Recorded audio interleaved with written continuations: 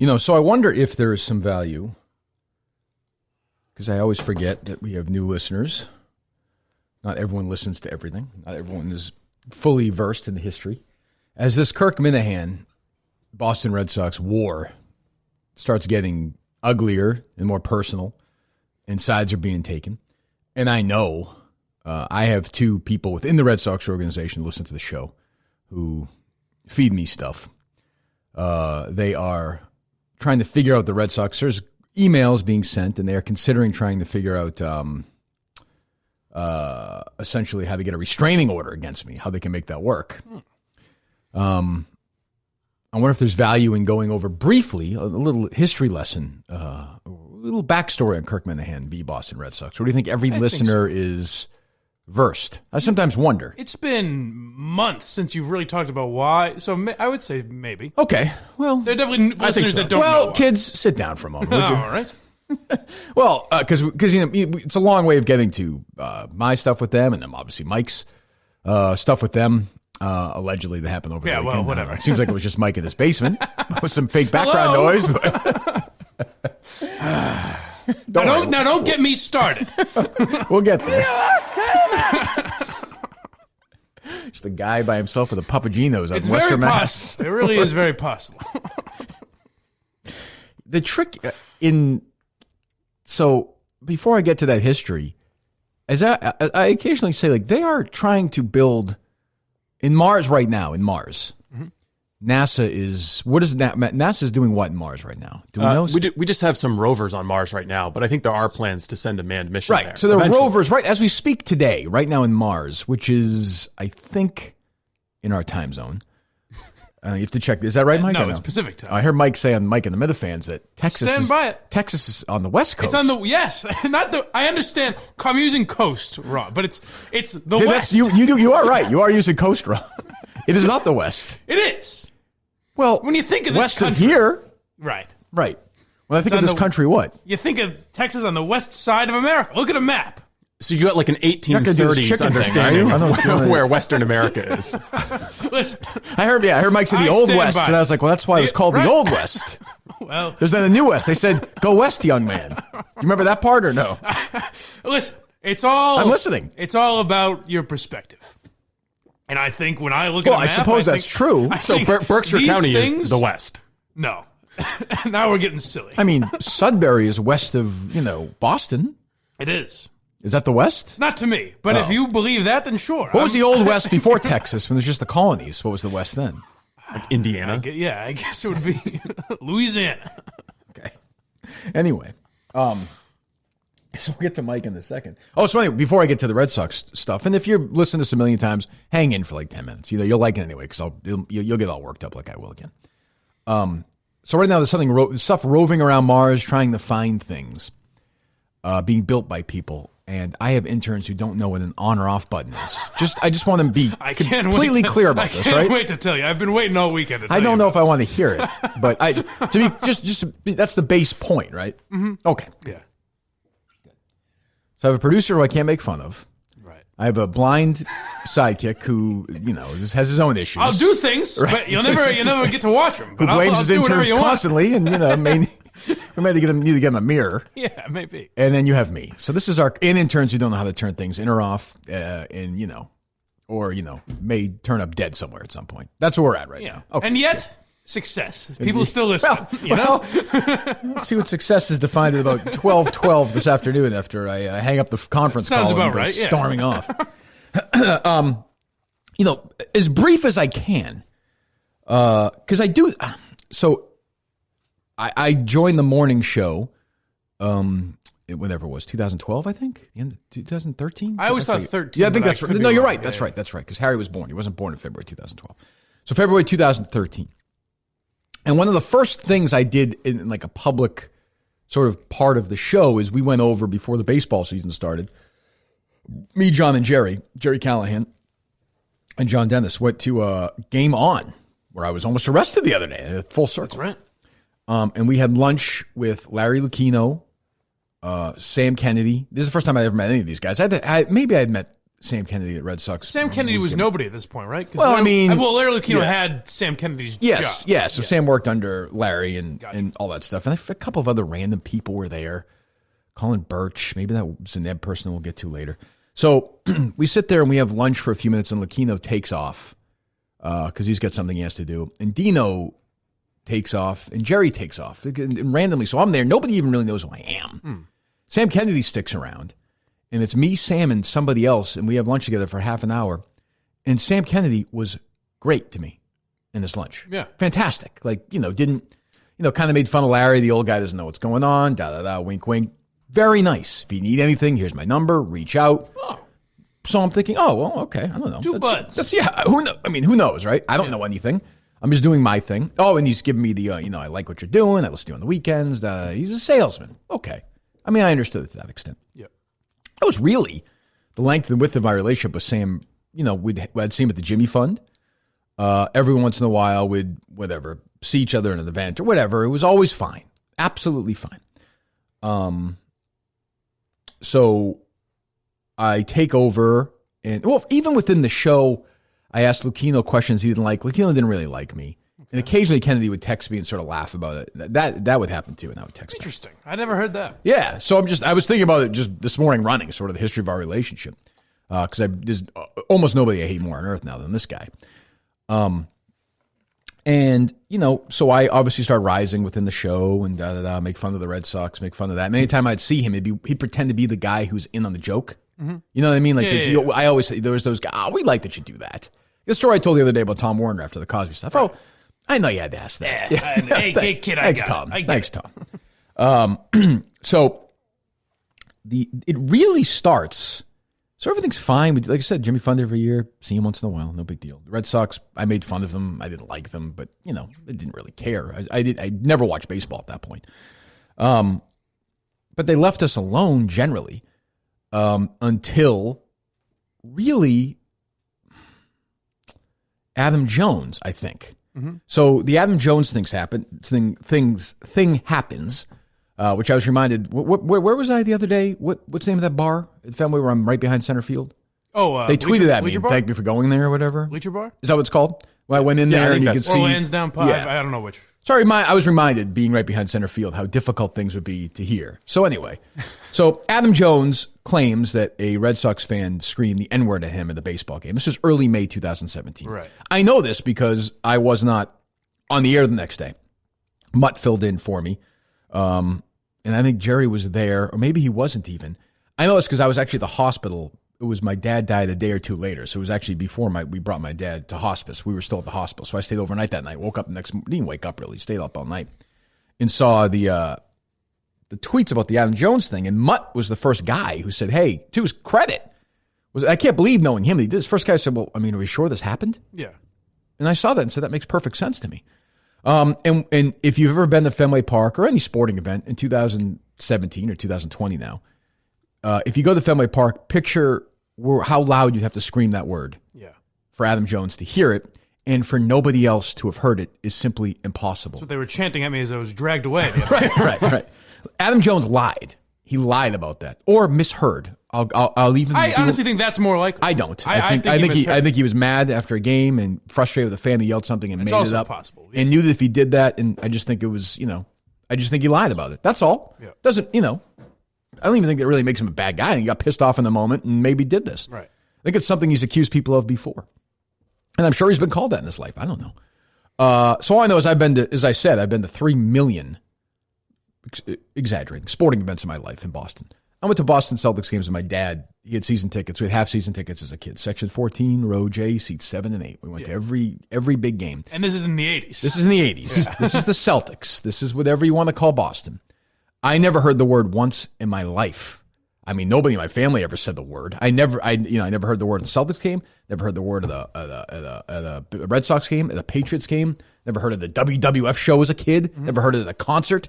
Never heard it in my life ever at any event, not once. Now, maybe I'm in a bubble, but I'm at these games. I'm not pretending like I, lived a difficult life, but I'm at these games where these things will be said. Yeah. Never heard it, ever. Didn't believe Adam Jones. And simply in the world of social media and the social justice warriors, didn't believe that if somebody yelled that word, that nobody would have heard it. I just didn't believe that. Right. Also, if it was said, I led the charge, kick the guy out forever. Sure. So the Red Sox pander like you wouldn't believe when this happens. I mean, like you wouldn't believe.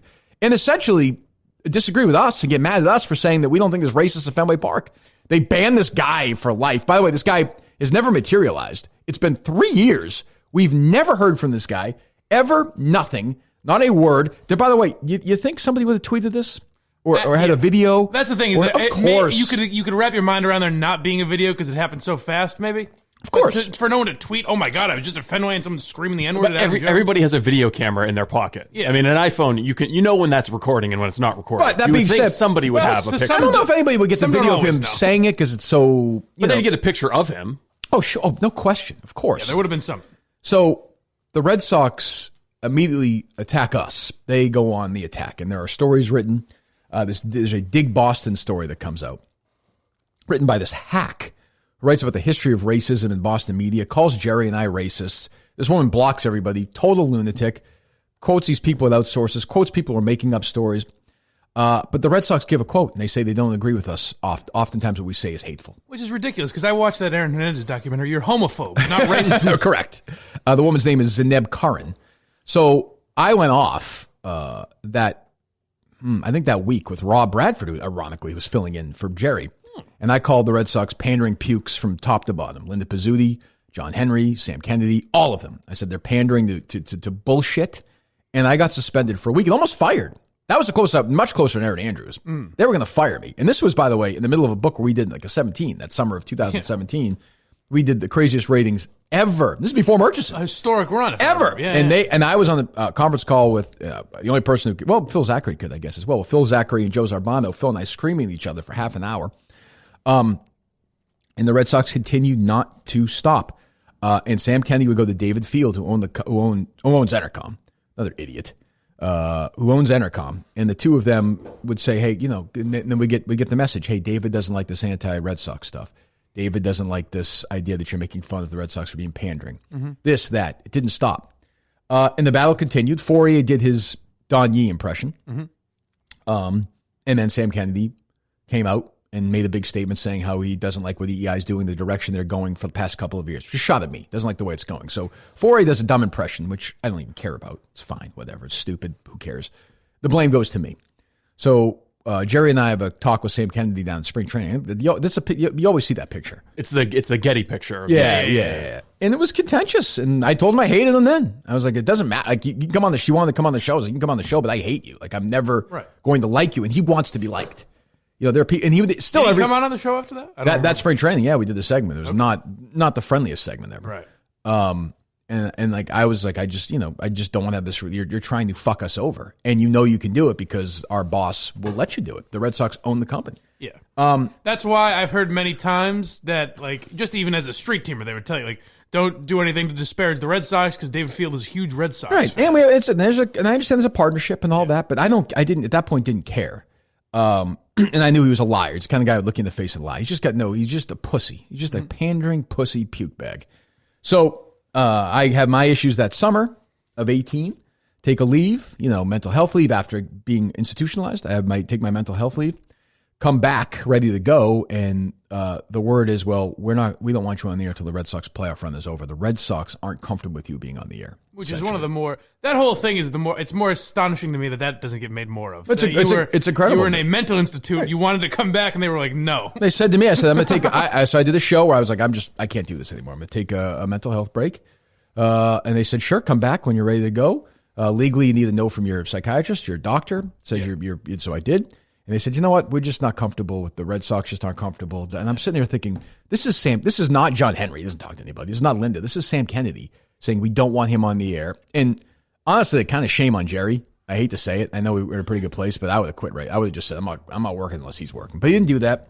And he always wants to get along. And I'm the one who always fights, and he's not the one who fights. But that's a whole other issue. I'm trying to get past that with Jerry. Right. But he's a pussy. So not really. Well, he sort of is. He's all right. He is, but he's kind of pussy. So, but I forgive him. Not really. So that's how it ended. Like, that was sort of the history of it. And it's bigger and it's longer, but that's sort of the the crux of it. Yeah. I mean, that's With a major corporation dictating who's going to be in the media, keeping someone who's critical of them out of the media. Yeah. Sure. And also, they don't care about mental health, and they don't care about this, and they don't care about that, and they don't care if you're racist. They want to call you a racist. The Red Sox, because they're a bunch of liberals, want their fan base to be perceived as racist. I mean, there's no other conclusion. I would have been like, well, there's no proof of that. Sorry, Adam Jones, we're not going to apologize. Right. It's banning something. It was just pandering. That's all it was pandering. It's insulting and stupid. It's honestly more shocking to me that a corporation like that, like they do plenty of awful things all the time. It's more shocking to me that a corporation doesn't care about ratings. Like they were willing to sacrifice ratings on their station to look like they were nice guys. Oh, they don't. EI? Well, the Red Sox. Oh, yeah. The Red Sox. The Red Sox don't. They're printing money. Yeah. They don't. You saw it over the weekend. They don't want to be entertaining. They're not interested in that. They're not interested in keeping up with the times. They just want to pretend. I flipped around we'll get back to the thing in a second. I was flipping around this weekend. Last night, it was on the Nesson Plus or whatever it was. Mm-hmm. They had Garen Austin pretending to sprint against little kids in baseball races. That's around. fun. Well, listen. It's maybe that's not for you. I think there's going to be some good programming on tonight on this. Yeah, I'm sure it will.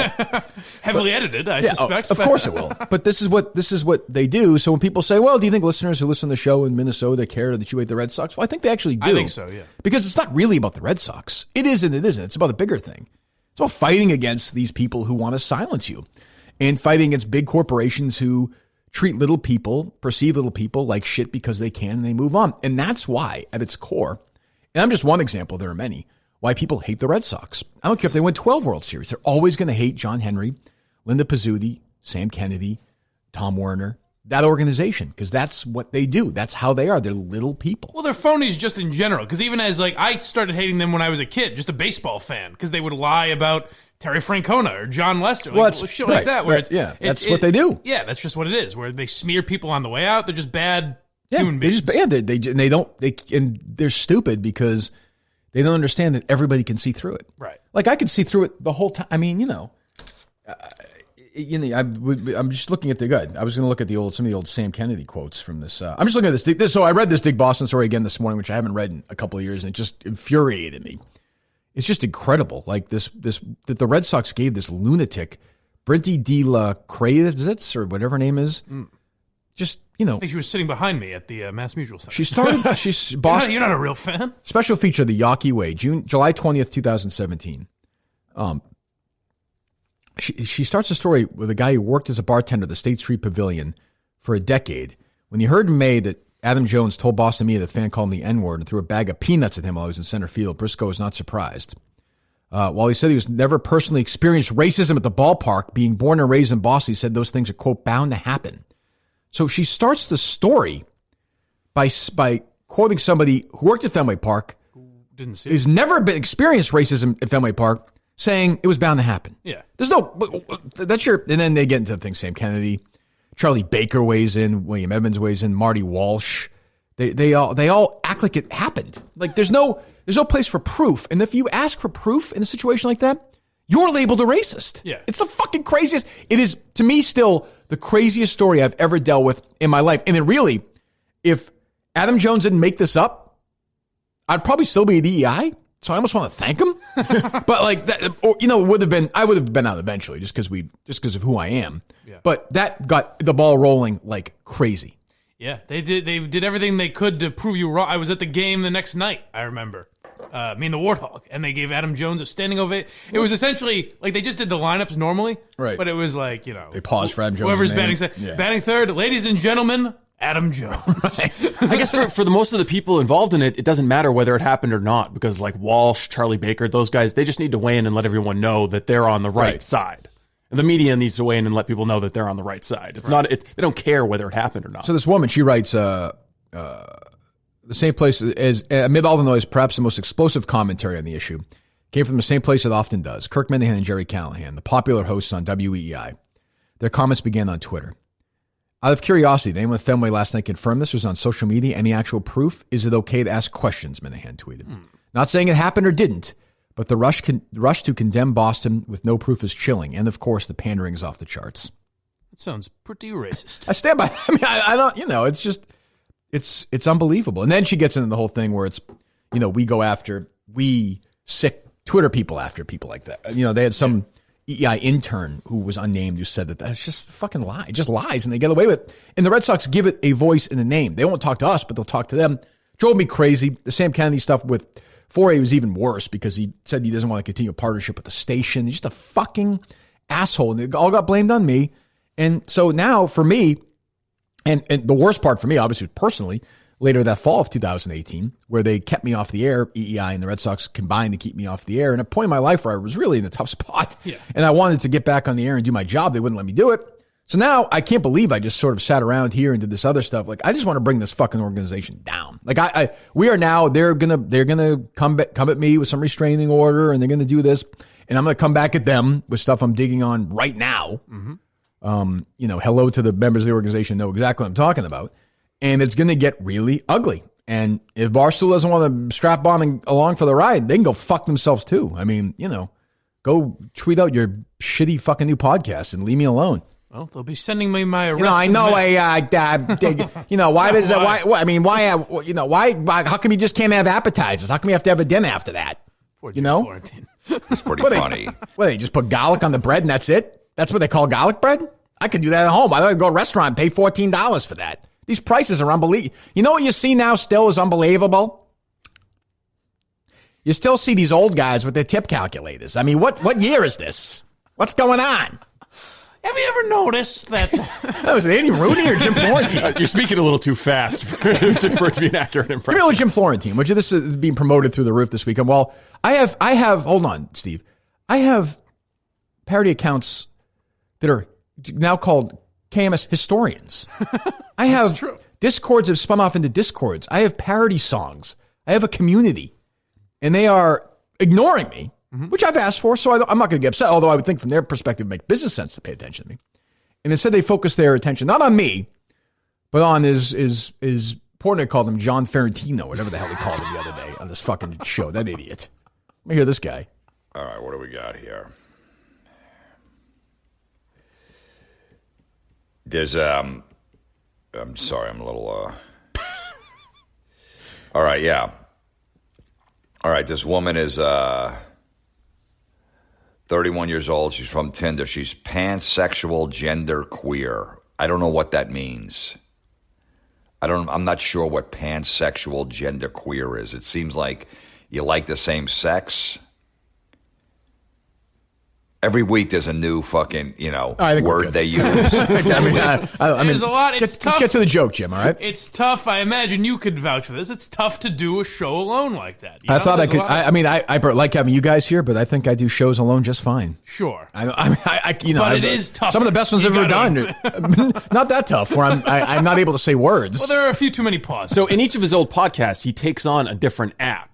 Like he'll read profiles from dating websites or bad Facebook posts. Great. Good luck. I hope it does great. I honestly, I hope it finds a nice audience. I'm sure it will. He's a very successful comedian. I used to listen to him on Stern. He did nothing for me on Stern, but I could be in the minority. I hope it does great. I mean, I don't, maybe it will. I have no idea. Whoa. Sam Kennedy? Well, calling Steve. You all right there, Steve? Yeah, I'm good. All right. So, I mean, that is like the 10% backstory. I mean, I could go on and on and on. There was a day, Jerry's on the air right now. I could call him and ask him, where Sam Kennedy was trying to, this was pre-Adam Jones, post beginning of Kirk and Callahan, where I think Sam Kennedy already could tell, like, I was not going to be doing any of this bullshit. Yeah. And we had lunch, the three of us, at a place right outside Fenway Park. He's like, how do I make the broadcast better? He's like, we think it's terrible. How do we make it? We sat there for 2 hours and talked to him about it. Didn't use any of it. Of course. I remember walking away and saying to Jerry at the parking lot, you find it odd that it wasn't the program director or the general manager asking us how to make the broadcast better, but the president of the Red Sox? Business operations? It doesn't, like, he's dictating how a certain part of our station is programmed, this idiot. Yeah. And Jerry was good about, he's always like, who cares? It's the broadcast going to suck anyway, which he was right about. I mean, I say he's a pussy. I'm kidding around, obviously, but pulling hair out of my head over dumb stuff like that. But, but that was Sam. Sam wants everyone to like him, and it bothers him to its core to know now that there's a group of people, and not that small group of people, who hate him now. And, it's my people, and we will always hate him. and we are going to try and do everything we can to ruin his job and his life. How did he get to where he is? He has 2 lips, a mouth, and a tongue, and he sucked a lot of dick. Huh. Would be my guess. I know that feeling. I mean, that would be my guess. And ate a lot of pussy, maybe. I have no idea. I'm trying to keep Right. whatever maybe he's like a pansexual or something. Whatever that, Wait a second. What's going on these days? Wait a second. What's up with this, Well, here's the thing. I use a lot of these apps, and sometimes I don't know what the deal. What's the deal? I say. What's the deal with all this social media? I'll show you a seafood tower, right? Yes. Yeah, there you go. That's good. I still read comics in the paper. I like them. The Family Circus. Why don't they get older? You should hear him, How come they don't get older? You should hear him talk about Applebee's. Hates it. God, what a fucking it's just a wasteland of just nonsense. I thought he was going to say it never ends. You're just wasting your life being on Facebook. Fresh. Too fresh. Oh, sorry. Got nothing else to do, nothing else going on. Can you do anything more productive than to just post shit like this? I'm going to guess he's going to give some examples Imagine of walking outside right. in the morning and you feel that it's cold. And then you post it. And it's the first cold. thing you have to do, you think you go to in Facebook your mind, and say it's cold. He's going to say it. Give it to me, Jim. Give it to go me. to Facebook to post about it, that it's cold out. Right, yeah. Thank you, Jim. Thank you. But that's the thing, is that so many people are doing it. It's even time just someone comment on the finally weather. spoke out against it. Oh, the weather, too. I didn't think of that, Jim. Very good. He's kind of an everyman. You realize how fucking dumb that is? To hire you? I do. I don't know. I don't think my dad, when I was a kid, and he'd walk out the door and it was fucking different cold. generation. Yeah, he wouldn't post it on Facebook. Like, hey, son, get my phone. Right. That's absurdist. Yeah. Okay. You got to call somebody? No, I got to go post on Facebook. Right. His dad wouldn't do that. Let everyone else that follows me in the area on Facebook know that it's cold out. Because they would know as well, given they're the same area. And everyone knows the let me temperature post these this. days. Right.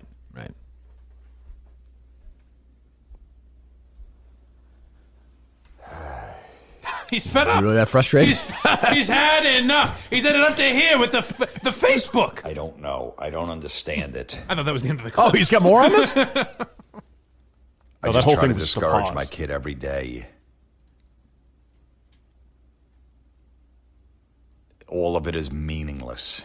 Uh-huh. I've said it a million times before. If you weren't on Facebook for a month, what are you missing? I mentioned last week that Facebook took away 2 of my pages.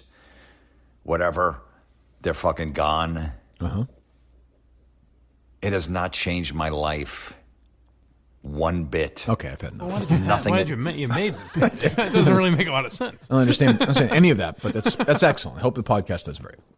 It's strange. A lot of pauses. So we're at war, and like I said, obviously I went there last week, and then they called the cops, which is fine, and then they are considering legal action against me now. I can confirm that. So we'll see what happens, but the idea that I'm going to stop is ludicrous. I mean, we are in on this one. So how will if they get a restraining order against you? How will that change anything? Nothing. I mean, you can still dig. You can still report. I mean, I will violate that order. Yeah. Right. I will violate that order. It didn't occur to me until afterwards, obviously, how thoroughly they would be looking for you at the event I was at Friday night. Seemed like it controlled the weekend, which is too bad. I wanted everyone to have a great weekend. Yeah, it didn't. Because we just waltzed right in. There was no security trying to stop old Mike Geary. Right. But I guess they were heavily looking for you. It sounds like it. So yeah, I heard you, and I heard some other people tell me that. People who were at the event, people who were on the air there. Mm-hmm. So and that's the other long way of saying. So that's when I get mad. And if you don't follow me, if you're not on Twitter, and why do you even need Twitter these days? Well, that's the thing. I mean, is your life better with Twitter there for a month? I don't think so. You really need to update everyone that you watched Curb Your Enthusiasm last night? Yeah, congratulations. Yeah, big deal. Yeah, you watched the SAG Awards. Why do they have these award shows anyways? Why? What's the deal? You ever think of that? Seems I remember a time where. I mean, why would you have oyster crackers instead of saltines with your soup? I just don't get it. Maybe Portnoy was an Andy Rooney fan. He wanted the Andy Rooney of Barstool. So you got an older version of Andy Rooney? Yeah. Got a less funny Andy Rooney? So there's a picture taken with Rob Bradford, Sam Kennedy, Lou Merloti, and Mutt. I saw that. I mean, you know, Handsome fellas. Sure, I don't care about Lou. Lou's never been a friend of mine, really, not an enemy, not a. He's just sort of there. Yeah, he's just, you know, he likes to act like he's tough, and he criticized the Red Sox. If the Red Sox let you call their games on the radio, you're a company guy. And he desperately wants to call the Red Sox. That's all. Games. I mean, that's it. I mean, and I don't think he would even he's a company guy. Sure. Some guys are, some guys aren't. He's a company guy, and he's not, he's never had real success in radio, but he's floating around, finishing second or third. You can make a nice living doing that. Rob Bradford was one of my best friends, and is just sort of turned is another guy. He's just sort of a born pussy. I saw his son tweeted something about that, and then took the tweet down. Rob's son Riley tweeted my tweet about Rob and said that Rob was the bravest guy he's ever known or whatever. Oh, well, sons do that about their dads. That's fine. He's a liar. I mean, he's not a liar. His dad's a pussy though. I mean, that's a liar. Well, it is a lie. Right. But Riley's a good kid. Yeah. I think he took the tweet down, and I didn't want anybody to go after him. I was not interested. That doesn't do anything for anybody. No need. Unless he goes after us, then we go after him. I don't care. He's an adult. Oh, okay. And then poor Mutt. So then Mutt called me right away after the tweet, and he was all rattled. And I was like, "This fucking." It made me take the picture. I said, here's the difference. The only thing I would say is, you have a job. I respect that. You need, because he's not particularly talented. I'm not saying to be an asshole, but he's not. So I mean, you have to keep your job. Not everybody can be like me, right? Sure. So the only thing I would say is, when they say, like, guys like Rob and Lou, they don't care. The Red Sox, they're members of the organization essentially. Mm-hmm. But if you're Mutt and you care about how people react to you and us, I would just, before the picture, say, I'm going to go for a walk or something, go take the picture. I'd tell whoever took the picture, and then just come back and do the interview. Yeah. That's say, all. I'm not looking great today or whatever. It's just, don't even that. Just go. Like, nobody's going to care if Mutt's there or not. It doesn't really matter. Sam's doing it. I don't know why. It's just a weird move. It doesn't do anybody any good. It shows the guys are hanging. They're having fun on the radio. It's just a weird instinct. It doesn't do anybody any good. So I told Mutt that. I said, it's just bad for your, I didn't use the word brand, but whatever it was, for you. You're going to get crucified for this. Why do it? Right. I didn't think I was pissed at you. And I said, it's fine. It's fine. Then they interviewed him and actually listened to it. And to Lou's credit, I mean, Lou actually asked, I thought, a couple of tough questions, had Sam on the ropes. Oh, good. And then fucking Bradford came in and bailed him out. The biggest pussy you've ever seen in your life. Did they ask about the insane man that was dragged out during? It did not. It didn't come up. Did not come up. I'm sure the interview was taped beforehand. No, I don't think so. Because I got a text from someone working saying, "Hey, Sam Kennedy's here on EEI. Do you want me to ask him your question?" Oh, really? And I said, "Yes, please do." I thought they taped it right before the show started. Maybe. Maybe then. That's what I thought. Mutt told me. But I don't know. But Rob, do you have that part, Steve, or no? Which part? Where Rob comes flying in and talks about the managerial search or something, or no? Yeah. So I've got Lou's question, and then Rob jokes about the timing. Right. The timing of the managerial search obviously is unbelievably imperfect. Another. So that's perfect. So that's as following. Lou is literally, to Lou's credit. Mm-hmm. Lou doesn't have much use for me. I have much use for him. That's fine. But Lou had Sam Kennedy on the ropes. Was basically saying, I think the question was. He said you asked Red Sox fans to withhold judgment, but when you were asked if the World Series win was legitimate, you said yes. Absolutely yes. So, and his point was, well, how can that be? Which is a fair. And Kennedy was, you can hear him getting pissed off because he doesn't like being challenged because he's an asshole. And then there's good old Rob Bradford to step in on his knees and fucking save the day like only he can. It's just pathetic. Call Rob right now. I'm sure he won't answer. What a pathetic. Well, he instinct. might answer and then That's hang up. True.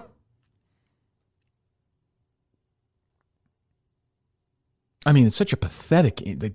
He feels discomfort. Is like, I got to block this. I can't be part of this. It's so that's weird because I mean he's a loser. That's why he's a fucking loser. There are people that just get I love that where if it's uncomfortable, I'm like, all right, buckle up. It's also your job. Yeah, fucking interviewing the president of the Red Sox after this scandal, and Merloni's right. He lied, right? Or he's just And it's the biggest. And Sam's answer when Lou asks him is Sam's like, because that's what I believe. I just believe that.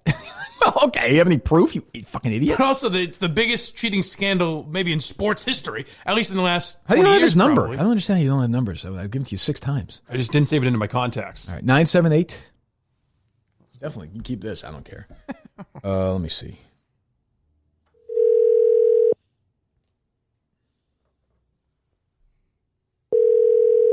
I'm just curious how people think like that. It's just such an opposite way of the way I do it.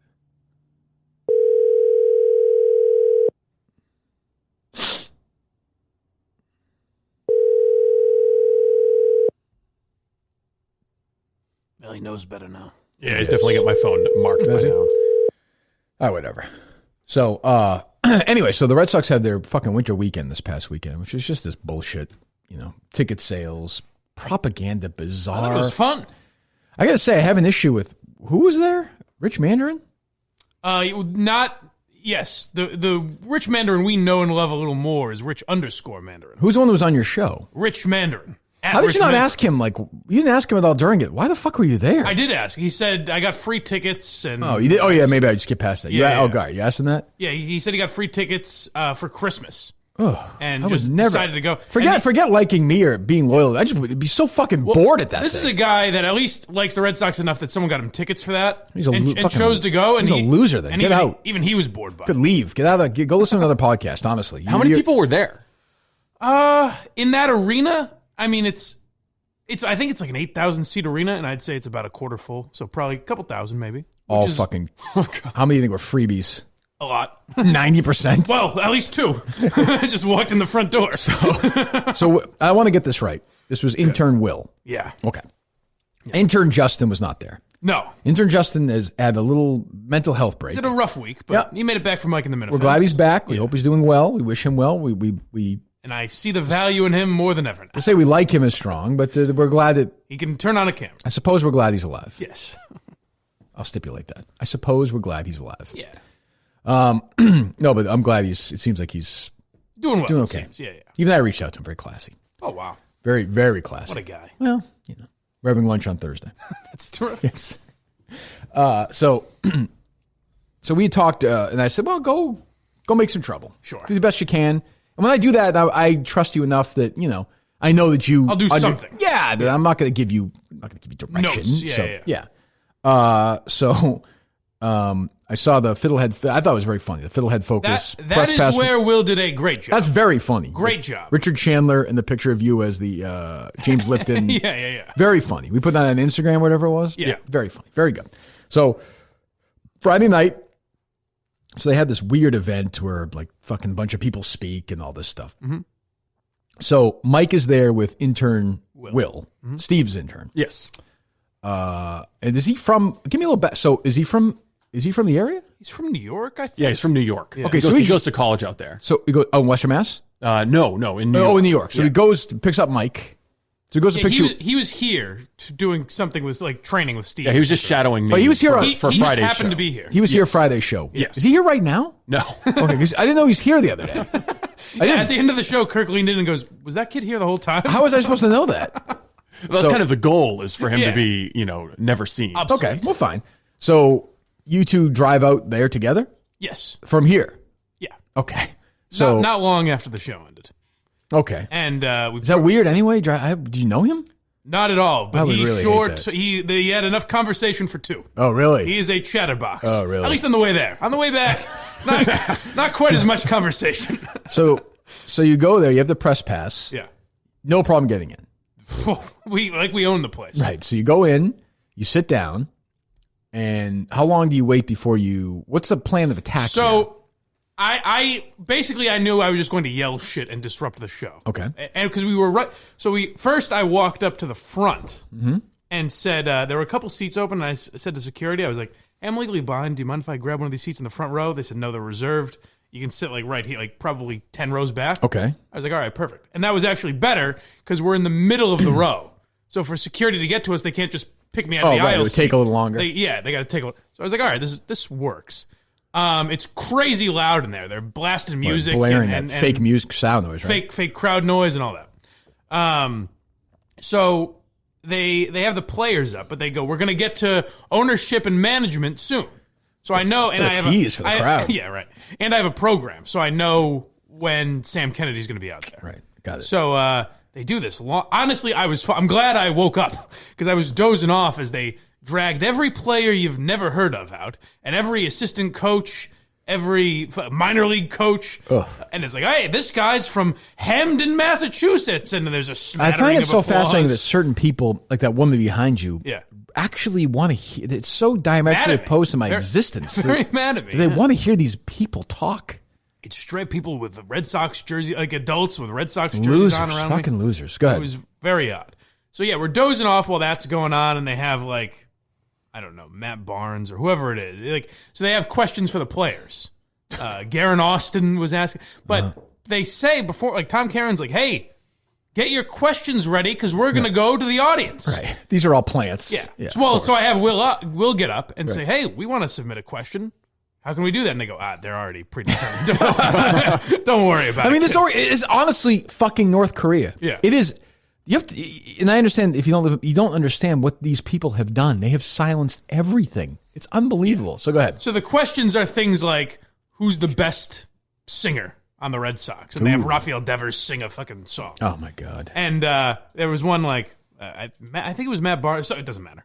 Someone grew up in Connecticut or New York, and they grew up a Yankees fan. And everyone goes, boo! And Tom Caron goes, come on now, guys. He's one of us now. Settle down. He's on the good guy's side. He's another guy. I've always gone on great with Tom Caron, but the more I think of him, I'm like, what a fucking loser. Well, there's an adult. There's a talent. When I was watching Tom Caron up there, I was like, it's impressive that he hasn't put a gun in his mouth. He's a very nice guy. He's always been very nice to me. I mean, he's definitely stayed away from me the last couple of years. I don't blame him. Sure, yeah. But just this idea that you treat these people like you have to sit there and treat fucking David Ortiz or Pedro Martin, like they're different. Who gives a fuck? And Tom Caron did say during the announcement, he goes, hey, we're going to do some stuff. If you see me doing something weird, like repeating myself, it's because this is for TV. Right. So I keep that in mind. Okay. So how far away were you from the speakers? Like I know you're 10 rows back. 10 rows, probably 50 feet or no? Yeah. Okay. That's probably about right. Okay. And I know it's going to be tough because it's loud. So I'm debating whether I charge the stage. I was wondering if there's any part of that you thought about maybe just physically getting on the stage. I thought about it, but security was all right there. I knew me. I know myself. There's no way I'm getting up there. What is Intern Will doing at this point? We'll get to that later? He's saying, camera? The lens goes this way? Okay. No, he's preparing. He's filming B-roll. Do you get the sense that he's, at this point, nervous? Honestly, no. Okay, good. Not at this point. All Not at this point. He's filming B-roll, which I kind of tell him, hey, like, don't. Oh, this was the first sign of trouble. This first sign of trouble is he goes, I have ready the camera, one of these cameras that's filming us right now, with a microphone. I say Will's gonna go live on Instagram. I'm gonna go live on Twitter. Now, to be fair to Will, this is where I will give it. So Will, the Wi-Fi was bad, right? The Wi-Fi was terrible. I couldn't connect to Twitter. Okay. He said he could connect. It's very strange to that they wouldn't have good. It's like maybe that happens to me at like Fenway or Gillette sometimes. Just too many people there. Maybe there's too much. Yeah. It's too much strain on the internet, and what they'll do is they'll purposefully limit how much a guest can use. So that's again where I will defend Will. And what I did instead of going to Twitter, I just went to my camera and filmed myself. Okay. So, but ideally I would have like one live stream. Will said he was connected, so I thought we were good to go. But then Will says to me, oh, yeah, it looks like my camera's only at 19%. I said, this might be on the part we have. I don't know. Okay. But I said, yeah, just for, I didn't think I would have to say this, but for future reference, have your phone charged for shit like this. And he goes, yeah, okay, definitely. You can charge it in the car driving for 3 hours? I didn't think to say it, so maybe I should have. It's my fault. Okay. But then he says he's got the camera ready to go and everything, and he's filming like B-roll. Do you guys have like? I'm always interested in. Like, do you have lunch and dinner together that day? And we drove down, so I bought him a Chick-fil-A on the way. Actually, so we ate, but not like a sit down. Where was lunch. Framingham, I think. Oh, nice. Yeah. You ate in the car though. Yes. So you're just kind of talking. Well, he's talking about what? Everything and anything that came to his mind. Really? Like what? I mean, just he's getting ready for the show, and he likes this show, and he likes spitting chiclets, and he tells me all. But tells me everything. Jesus, he's a big athlete. He played hockey, played baseball. Yeah, he's getting ready to switch majors. Great. He's reconciled with his mother. Switch internships too. I can't say I took in as much as Steve did. It's half zoning out. Okay. So yeah, his phone's and that's starting to irritate me. But I'm like, all right. So he's filming all this B-roll of the crowd and everything, and I was like, for what I'm about to, I don't know that we need, but I'll give Will credit again. That's him. Could be a little context. Setting something. Who knows? Yeah. Right. I don't have a problem with that. And then he says, say something. So I film like some intro where I'm like, hey, we're here in the crowd, whatever. I didn't even really want to do it, but I was like, maybe it'll make a okay video later, whatever. Right. And then I stand. So then they bring ownership and management on the stage. Right. and they go, Tom Caron introduces Sam Kennedy. Right. And Sam Kennedy starts talking. So I think this is his big speech. So I just stand up and start yelling. Right. Now, as I'm yelling, I have a question for Sam Kennedy. I realize Sam Kennedy's just introducing the mayor of Springfield. But I was like, you know what? At this point, Yeah, once you go in, they notice me, so you got to just keep going. Sam! Wait, Sam! I have a question for Sam Kennedy! Sam, I have a question for you! Sam! Can he hear you at this point? Or? Yes. So that's what you can't get from my video, which I was hoping you could get, is they kind of... They don't even sound like you. I have a question for Sam Kennedy! I have a question for Sam Kennedy! I stepped on his joke there. That's too bad. It sounds funny. Sam Kennedy! CEO of MGM. I have a question for Sam Kennedy! I have a question for Sam Kennedy! Do you have a question for Sam Kennedy? People around me are furious right now. I'm getting furious. What's the question? For Sam Kennedy! Can I ask Sam Reality Kennedy? didn't have a great question either. Can I ask Sam Kennedy a question? You know, this is probably some corrupt mayor from Springfield, right? Oh, Sarno's good. Huh? Sarno's good. He's been the man for like 20 years. Sam Kennedy a question? I have a question for Sam Kennedy. Can I ask Sam Kennedy a question? I want to thank the Red Sox. I have one question for Sam Kennedy. And I want to thank each and Wait. every one of you. I have a question for Sam Kennedy. So now the goons are coming after me. Hello? What's your question? You guys didn't Why get did to my Sam Kennedy question. ruin the Kirk and Callahan show? Why do you use the question Globe for as a Sam propaganda Kennedy. machine? No parrot, no One question for Sam Kennedy. pedophile stuff though, huh? Big missed out. So as I'm getting dragged out, Yeah. what I knew I was going to get at this point, I knew I was going to get dragged out, and what I wanted to yell was, "The Red Sox are having me molested. The Red Sox are looking the other way as I'm being I have a touched." question for Sam Kennedy. And I just didn't. It's hard in a think moment. It's hard in a moment. Will Sam Kennedy get to my question? Now I won't stop yelling. They've stopped the broadcast. Is that Will in the background says he's legally blind? Yeah. He's legally blind. Hold on. I told Will, I go, make sure you stay with me, stay filming. Right. And if they try and separate you, say he's legally blind, I need to help him out. All right, but I like the idea that you're ranting and raving like that, and the idea that you're legally blind. Oh, okay, I understand. Well, then let him go. Continue with your live question. Well, then get up on the stage. I didn't understand that you're legally blind. Why do you use the Boston Globe as a propaganda machine? Now they've stopped the show to get rid of me because they know they're filming. Kirk and Callahan show. Sam Kennedy. She's right. Hold on. You are not a real fan. That is Get fair. out. Yeah, that's a fair criticism. Did she expect you to just be like, you know what? Oh, That's a good point. oh, I this hadn't is thought for of real. Oh, I'll take off, I guys. hadn't thought of that. Which is essentially what I said to security. I was like, yeah, I'll get out of here, guys. right. Why did you do this? Why did you use the Boston Globe as a propaganda It's tiring, machine? isn't it? It is. It is. Hello. Hello. Why aren't they answering my question? I don't know why. I have a question for Sam Kennedy. Hello. No justice, no peace. What does that mean? Justice for Kirk Minihane. Thank you. Kirk Minihane. Now they're being.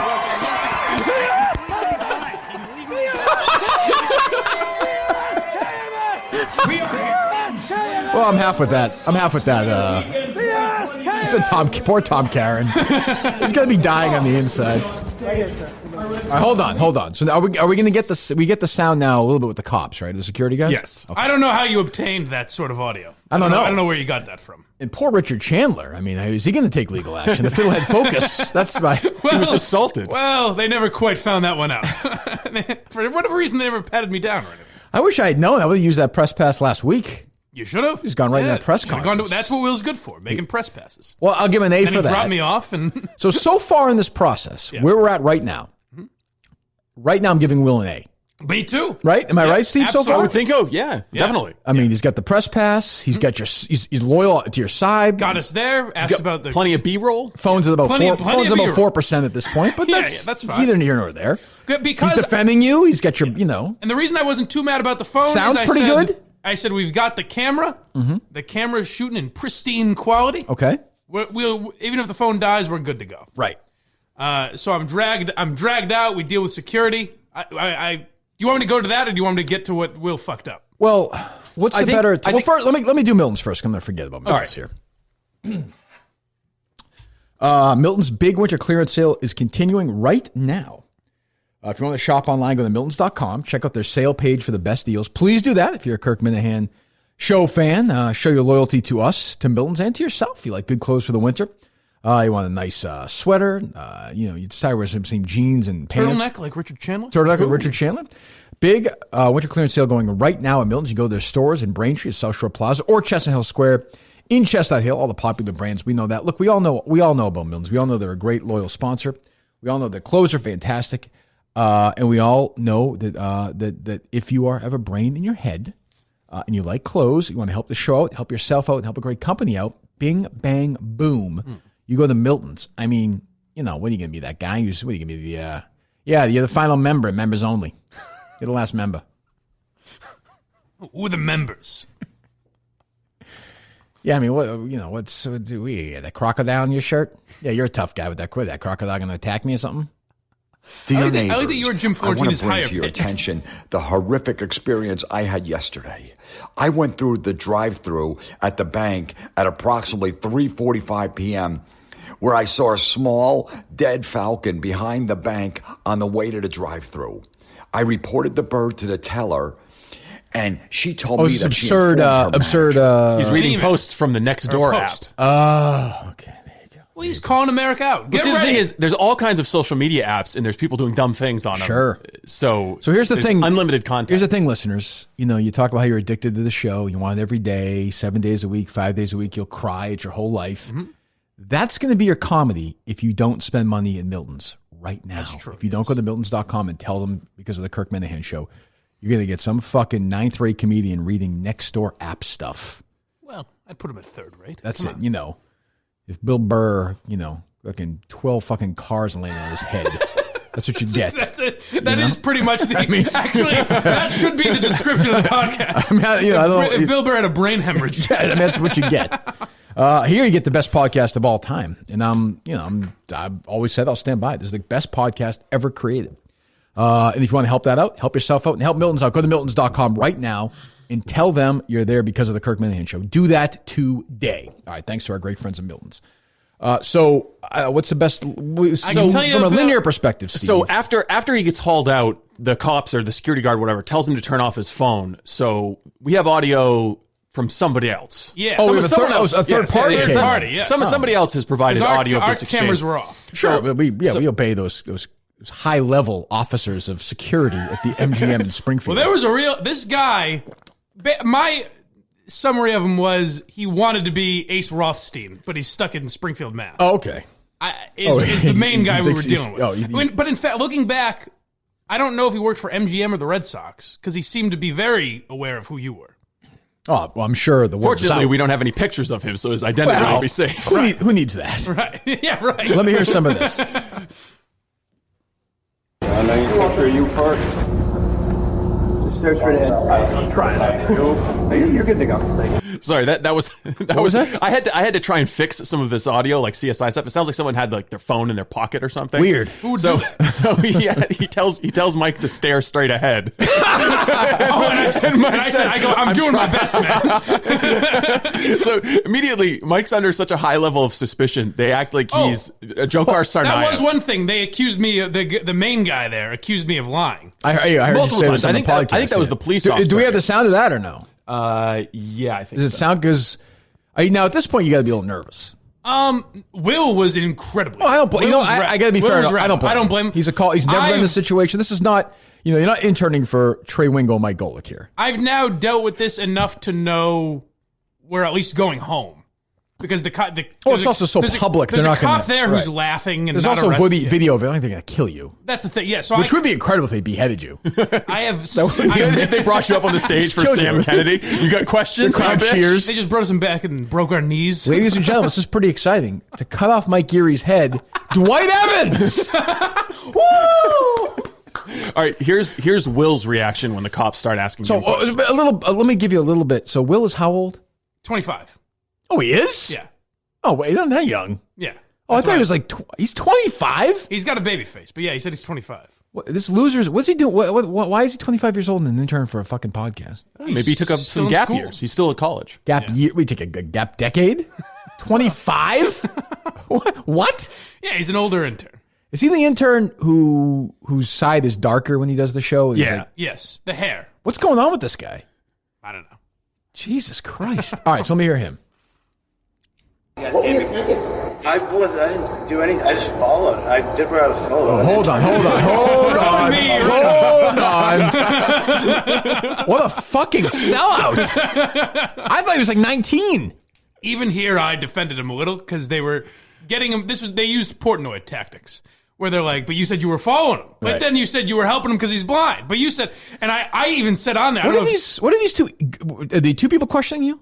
Oh, no. Already? Yeah, no. I think there were a couple of security guards, and then one guy sounded like he was a cop. What do they expect the end game There was to be? one- Like, there it's was pretty one- obvious what it is. Right. Like, what case are they cracking? I said 40 times, I go, guys, we're not going back in the casino. If you let us go to our car, we're going to drive away and you're not going to see But us. see, they were obsessed with figuring out how you got in. Yes. Like, this was airtight airport So this is an security or entire something. Kirk Minihane obsessed operation. Yes. Yeah, I think so. Okay. All right. Well, Because they kept saying, that's what I'm worried about is how they got in.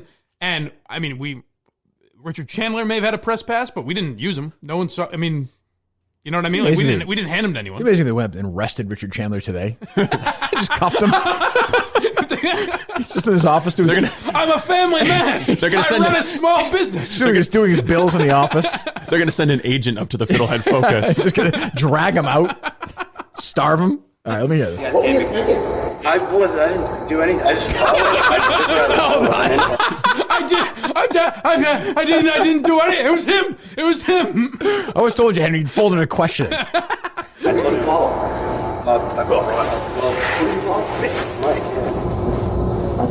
He is blind, but I mean... How did you fucking follow him? Whoa, hold on. He's blind. Why are you fucking following him? This is hardcore. Yeah, oh yeah. This is some real Vegas knee breakers. These guys are, they're going to crack the case as to why. As to how I got it. Yeah. They also did not think that you were blind. No, certainly not.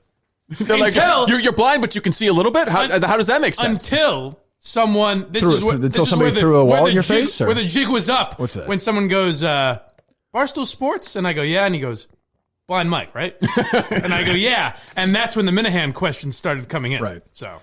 I thought they were going to have a ping pong table there and be like, let's see how blind you are. Oh, yeah? All right, here's them asking. Spike Ball? I like these guys who think they are, we finally got something to do here. Yeah. Like, this is not, no card counting here. So you can see? A little bit, yeah. Okay. Not well. Okay, you're being less than truthful with us. Hold on. Okay, Gotcha. Now, even as much as I'm Boy, you walked right into his web, didn't you? As much as I'm intimidated when he said that, I went... Come on, man. Like, what are we doing You here? walked right into the master's web. Yeah. He got you. You got me on a technicality. He got you good. What a fucking idiot. Walk with me back to the car. See how well I can see, asshole. But you're leading us to believe that you cannot see. When in fact, Looks like I need help in certain areas. yeah. So how is he guiding you through the building? Well, no, he wasn't. You just said that he was. By the way, keep in mind, everyone in that room is stupid. Yes. Every single person is. There's a chance Mike's the smartest guy in the room.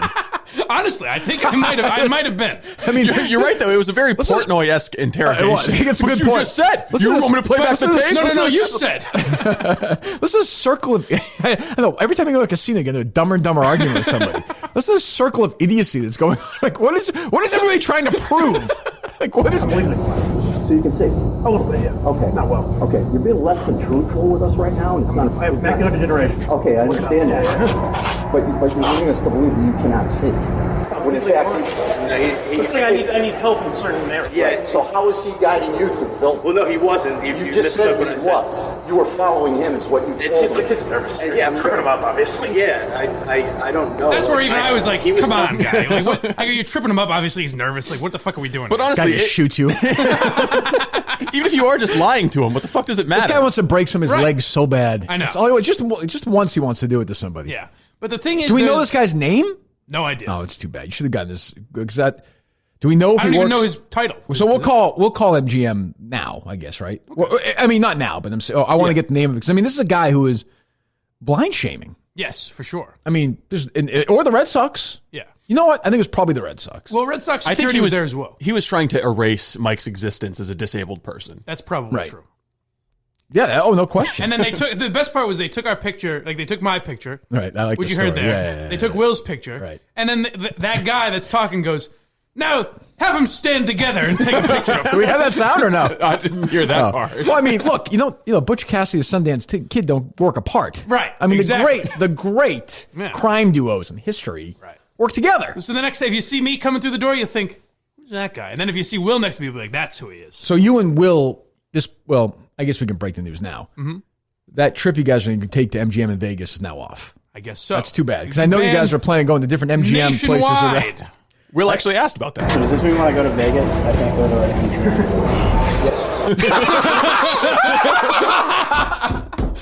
Yes. That's what nationwide means, you fuck. Like that. Like, the idea of this, I understand they have technology and stuff, but if this idiot Will goes to MGM in Vegas by himself, I think they're more concerned with the guys who are trying to take millions of dollars away in blackjack than Will walking around the casino. Well, now how about this? Well, these guys thought that they were going to get arrested. How about the MGM in San Diego? How about the MGM in Missouri? Look, I understand. I know what you're saying. It's nationwide. There's an MGM opening in Omaha next month. I can go there, right? That's fine? No. As a matter of fact, no, you cannot. What the fuck? What? Why would he ask that question? Was he? Hold on. Was he trying to be an asshole or no? I think he was trying to be cute. So there was a tone, and I fell victim of this as well, where I can't tell if they're joking with us and Barstool fans. That guy is not joking. No, but it kind of went back and forth where I was like, I'm trying to be nice to security. I'm like, hey guys, we were just doing something silly. Sorry for ruining your night. And the guy goes, you didn't ruin my night. And I'm like, okay, good then, I guess. I don't know what we're doing. So I'm like, I'm glad. I'm sorry. I hope I ruined your night, you asshole. I'm just trying to get out of there as fast as possible. How long is this entire thing when you're in there? 20 minutes probably. Oh, you're in there for that long? Yeah. Oh, okay. Give it to maybe 15. Any other highlights, Steve? Yeah. I could listen to this. We're leaving. We're ready to leave. Like, No, I understand. Yeah. You just are trying to like understand. I get it. No, but yeah, those kind of I didn't. Hold on. Is that Will again? That's Will. Will is just. Will is falling apart. Will. I like to say it's like his mouth was falling down the stairs. There's no real. Will, no one's gonna die here, my man. I mean, He was very nervous. At least, to his credit, he kept the. Is this? No. No. No, literally, no. It was not. Yeah. Okay. So this is somebody else's sound? Yes. Okay, not yours. No. Certainly not mine. Either. Just a random third party in the room. Yeah. Okay. No identification. No, sorry. I told you my name. I told you my real name, my address, my phone number. Well, I appreciate you for telling me your real name. Yeah. Barstool's. Hold on. What is the fiddlehead focus? I appreciate you telling me your real name. They really were treating you like a terrorist. Like, how do you not have a driver's license on you? This guy should be working. I mean, this guy's not fucking around. No, it's a real investigation here. Hey, it wasn't blind, Mike. When you guys took the picture together, did you put your arms like? Hey, like how did you do it? No, we just stood next to each other. So that photograph exists. Evidently. Oh, Yeah. I love that picture. Yeah. If we ever got this mural Well, done, hopefully whoever sent us this sound can send us the picture as well. Is this mural ever going to get done, Steve, or no? Yeah, it is. It's going to get done in his house on boards, and we're going to bring it in and hang it up on that. Fantastic. That picture would be great to have in there. So if the good folks at MGM want to send that over. That would be But great. this was at the Mass Mutual Center, right, or no? Yeah, which is all, it's part of Connected the same to MGM building. and- Yeah. yeah. I think they might even be changing the name. I don't know. But yeah, it's all the same thing. So what's next in the sound? Work with Minihane? I do. He's an intern. I'm an intern. Hold on. If you're intern Will, aren't you proud to work on this show? Well, I'll say Will is very nervous in general. Like, Is he like all the time, Steve? he's incredibly nervous of you.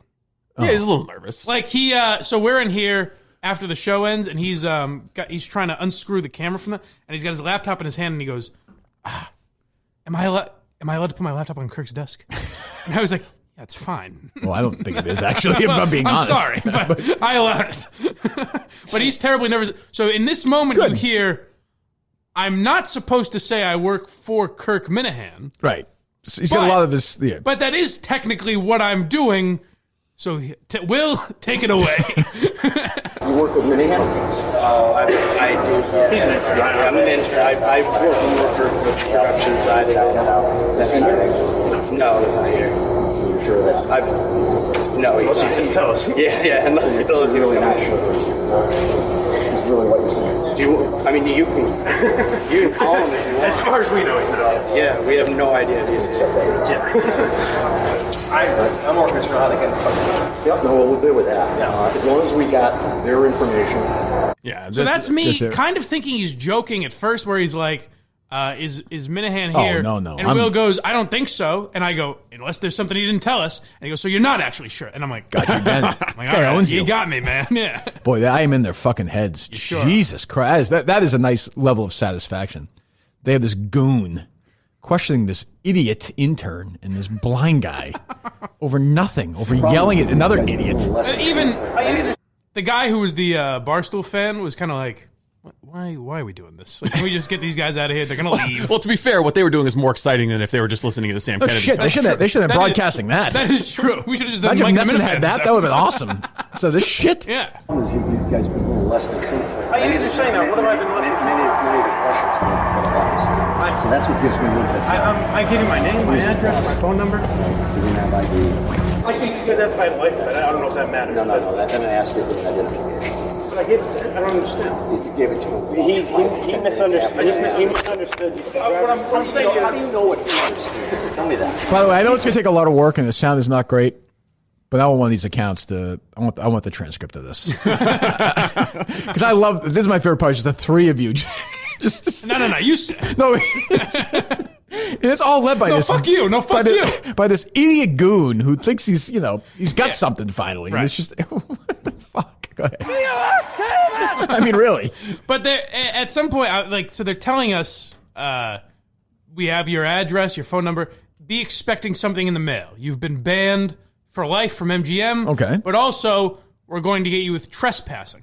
And I said, trespassing? We walked in the front door. That's not trespassing. You let us in. No. And he said, we'll get you for disturbing the peace then.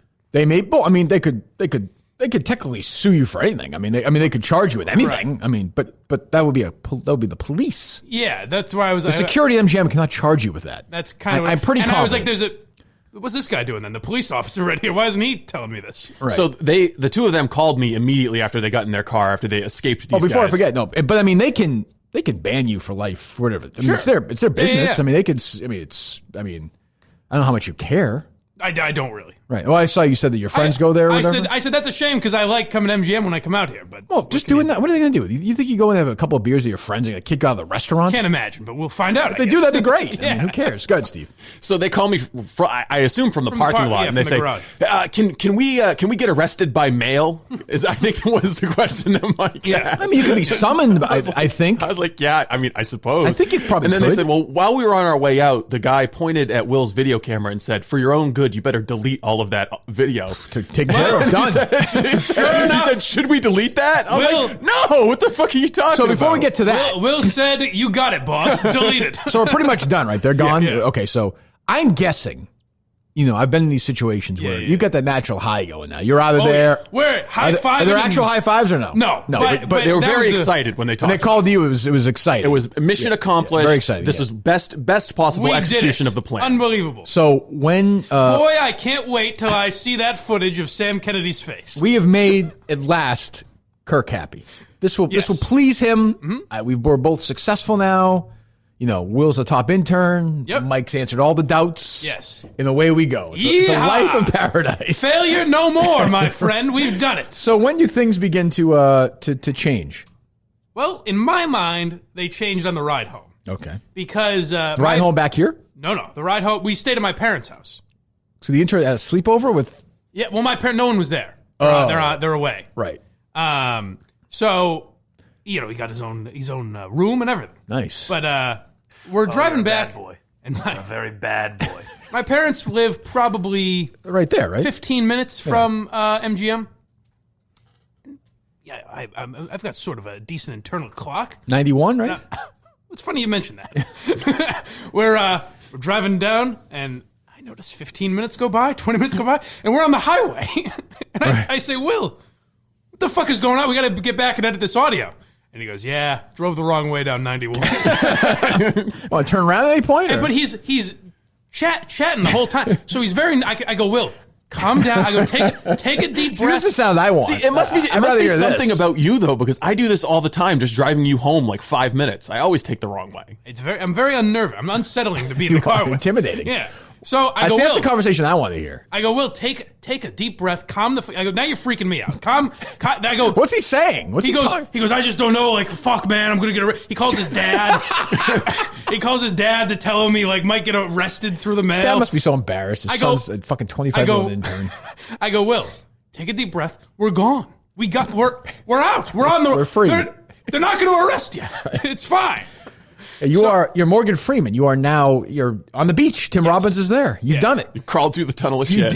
You did it. So now we get back to my place. Mm-hmm. Flash forward to me saying, "Hey, Will, before we leave, make sure you have everything for the camera." Sure. Because I don't want to do it later at 9:00 when nothing's open, especially in that area. And he goes, "Yeah, I got everything." So we get home and he realizes he doesn't have a certain cord to attach the camera to the laptop. Okay. All right, he goes, I'm going to go run to CVS real quick, grab this cord, I'll be right back. Okay. I say, okay. He says, hey, you want to watch the footage while I'm gone? Here you go. No, I forgot the best part, is he goes all the way to the end and sees that the end is there and says, yes, we've got it all. And I say, oh, good. So then he's leaving, he's going to CVS, and he goes, hey, watch this footage. Yeah. And, maybe you can tell me where I can cut and all that type of stuff. Ooh, sure, yeah. Can't wait. Right. We'll leave. Something to dig into while he's gone. Yeah. Get your feet up. Kill the time. Yeah. Enjoy victory. Yeah. So I was excited. I was looking forward to it. We were all very excited. All the men, the fans were excited. Now, to give this a little context, you're a fan of TV. I've watched television. Sure, I have. You've seen a lot of 90s sitcoms. Many times. I would call it a sitcom staple where sort of the Joey Tribbiani or the Woody, you're sort of the doofus of the group, is put in charge of a camera. Never goes right. I've got all the footage. And then they put it in the VCR, and you see, how do I turn this damn thing on? Right. Cut to, thanks for coming, guys. So I'm watching. Yes. And I see the footage, pristine, mind you. A great image of me. Uh-huh. I think, well, it's weird that he started shooting at this time. Well, he's being thorough. That's okay. And it's me saying, hey, when Tom Karen comes on stage, that's when you start shooting. Okay. We can cut it out after. Okay. And he goes, who's that? I go, when someone starts speaking into a microphone, start filming. So bog down the details here. Will. So, and it's me saying that. It's me saying, don't be afraid to throw the Legally Blind thing out if you need to stay with me. Sure. I'm preparing. And then I say, all right, here we go. Cut to, Jazzy Jeff hitting the sidewalk, me being thrown out, and stay out. And that's all the footage we have. So I'm confused. Well, so Will comes back from CVS. So no. Will does not come back from CVS. He never returns? Will calls me. Oh, okay. And says, I've been to 4 places and can't find this cord. And I go, Will, it doesn't matter. I don't think it's going to matter. I don't think you have the footage. And he goes, no, I've got it. It's somewhere else on that camera. He goes, I'm going to go into this GameStop and I'll be right back. What time is this? 9:30. Everything's probably closed, no? Yeah. Well, he found a GameStop, thank God. So we got his cord. He made it back. Okay. And I go, he's telling me about he's like, oh, thank God we have this cord. I go, Will, I don't think it's going to matter, man. This cord better be a real miracle. Yeah, right. He's going to do it, yeah. So, and then I watch. He's like, no, it's going to be somewhere else on the camera. And I watch, and all the ambition and drive he has was slowly wiped away. Right. And then I just walk out. As I walk out of the room and leave him there for a few minutes, and then I come back. When did you text us that sort of enraged text? Was it right then or no? Yeah. Okay. Probably right then when I walked away. I'm laughing. I'm just like, of course. I mean, the idea I expected any other text is ridiculous. I'm thinking is... You might as well have honestly sent us that text at 2:30. And saved yourself the time. I know. All I'm thinking is, well, Monday we're going to go. What was that? We've made mistakes. We all do. That's right, Sam. All I was thinking at that moment is, well, Monday we'll be calling people to see how bad a job they think I did. Right. And I'm like, mother... Luckily, at that moment, I remembered that I had the cell phone footage. What do you mean? No, me, when I was in there. I don't have any other audio or anything. Right. I'm saying me holding the camera at my face. So if you didn't have that and you didn't have the third party in the security room, you would have had nothing. Mm-hmm. Nothing. Well, I don't have the third party in this. Oh, the third party. The yes. third party. Yeah. We would have had nothing. We would have no reason to believe that he actually went to So Winter Will Weekend. actually contributed nothing. He was other than great. Other than funny sound. Will in was the Will was did a the press detriment. pass. Will was a detriment. The press pass. He gave the press pass. Yeah. Transportation. Yes. Yeah. So I'm trying to look at the positive here. He could have dropped me off at the door and said, "Have fun, kid." Gave me the press pass. Yeah. And he got some funny lines off while being interrogated. Yes. Yeah. So I mean, he did give you that. He did. So he went from what grade would you give him overall? Well, then I walk. So I we're walk not back done in. yet. I walk back into the room and I go, "Anything?" And he goes, "I don't know what the fuck happened." I'm surprised you didn't just kick him out. It was this kid that No, he sleeps in his house that night. the kid that was so happy and upbeat and couldn't stop talking. All of a sudden, not a word could come out of him. So obviously, it must have been a real serious. Confusing error that very few people. It must have been a very strange thing that led to this, right? Like, what was the big mistake he made? Well, it seems Go ahead. when the camera was on, he thought it was off, Okay. and when the camera was off, he thought it was on. Well, I mean, of course. Who wouldn't you? Who under the age of I don't know? Who over the age or under, say 78 would never have that issue? Well, so then we get to around 11 o'clock at night. Mm-hmm. I'm in my childhood bedroom. Okay, a lot of history there. getting ready for sleep time. Mm-hmm. And I receive a text. "You up?" ? From who? Which I've received from many gentlemen callers in my life. Not usually in this context, though. I'd love to fuck you. So I say, I go, do you need something? Who is it? Is it Will? Will. So you're in the same house. He's looking for a bowl of cereal. He's in this like when Harry was little. Harry had this little sleeper, you know, with the feet all the way down. Yeah. He's got those. He's got his jammies on. Right. And honestly, I thought that's what Steve said. I thought it was he needed to know where the bathroom was or something. That's kind of scary. I go, "Do you need something?" He replies, "Redemption." And I say, "Holy shit! He found found the footage." Did you jump out of bed? Jumped up. Right. Ran right there. And then like a Disney character in the morning, like when Snow White would get out of bed or something. Yeah. The birds are flying around you. Yes. They carried me into his room. Now, you saw the video that went up on YouTube. I saw. It was fine. Oh, yeah. But nothing. I wouldn't call it. No. Yes. Nothing new. Put it this way. It was not, B-roll. It did not call it redemption. It did not make up for not knowing what the camera's on or off. So that's what so he says, "I've got redemption." I run into the other room. So you go you go in the other bedroom. Yes. What a weird fucking world I've created. Yeah. So I would have loved this film the entire day. This would have been an incredible documentary. Yeah. Well, we were trying. We thought the camera was sure. on. It's tricky. I understand. That happened with Spielberg all the time. So you go in there and he's got that. Yeah. And do you try and placate him at that point or no? I said, he shows it to me. Right.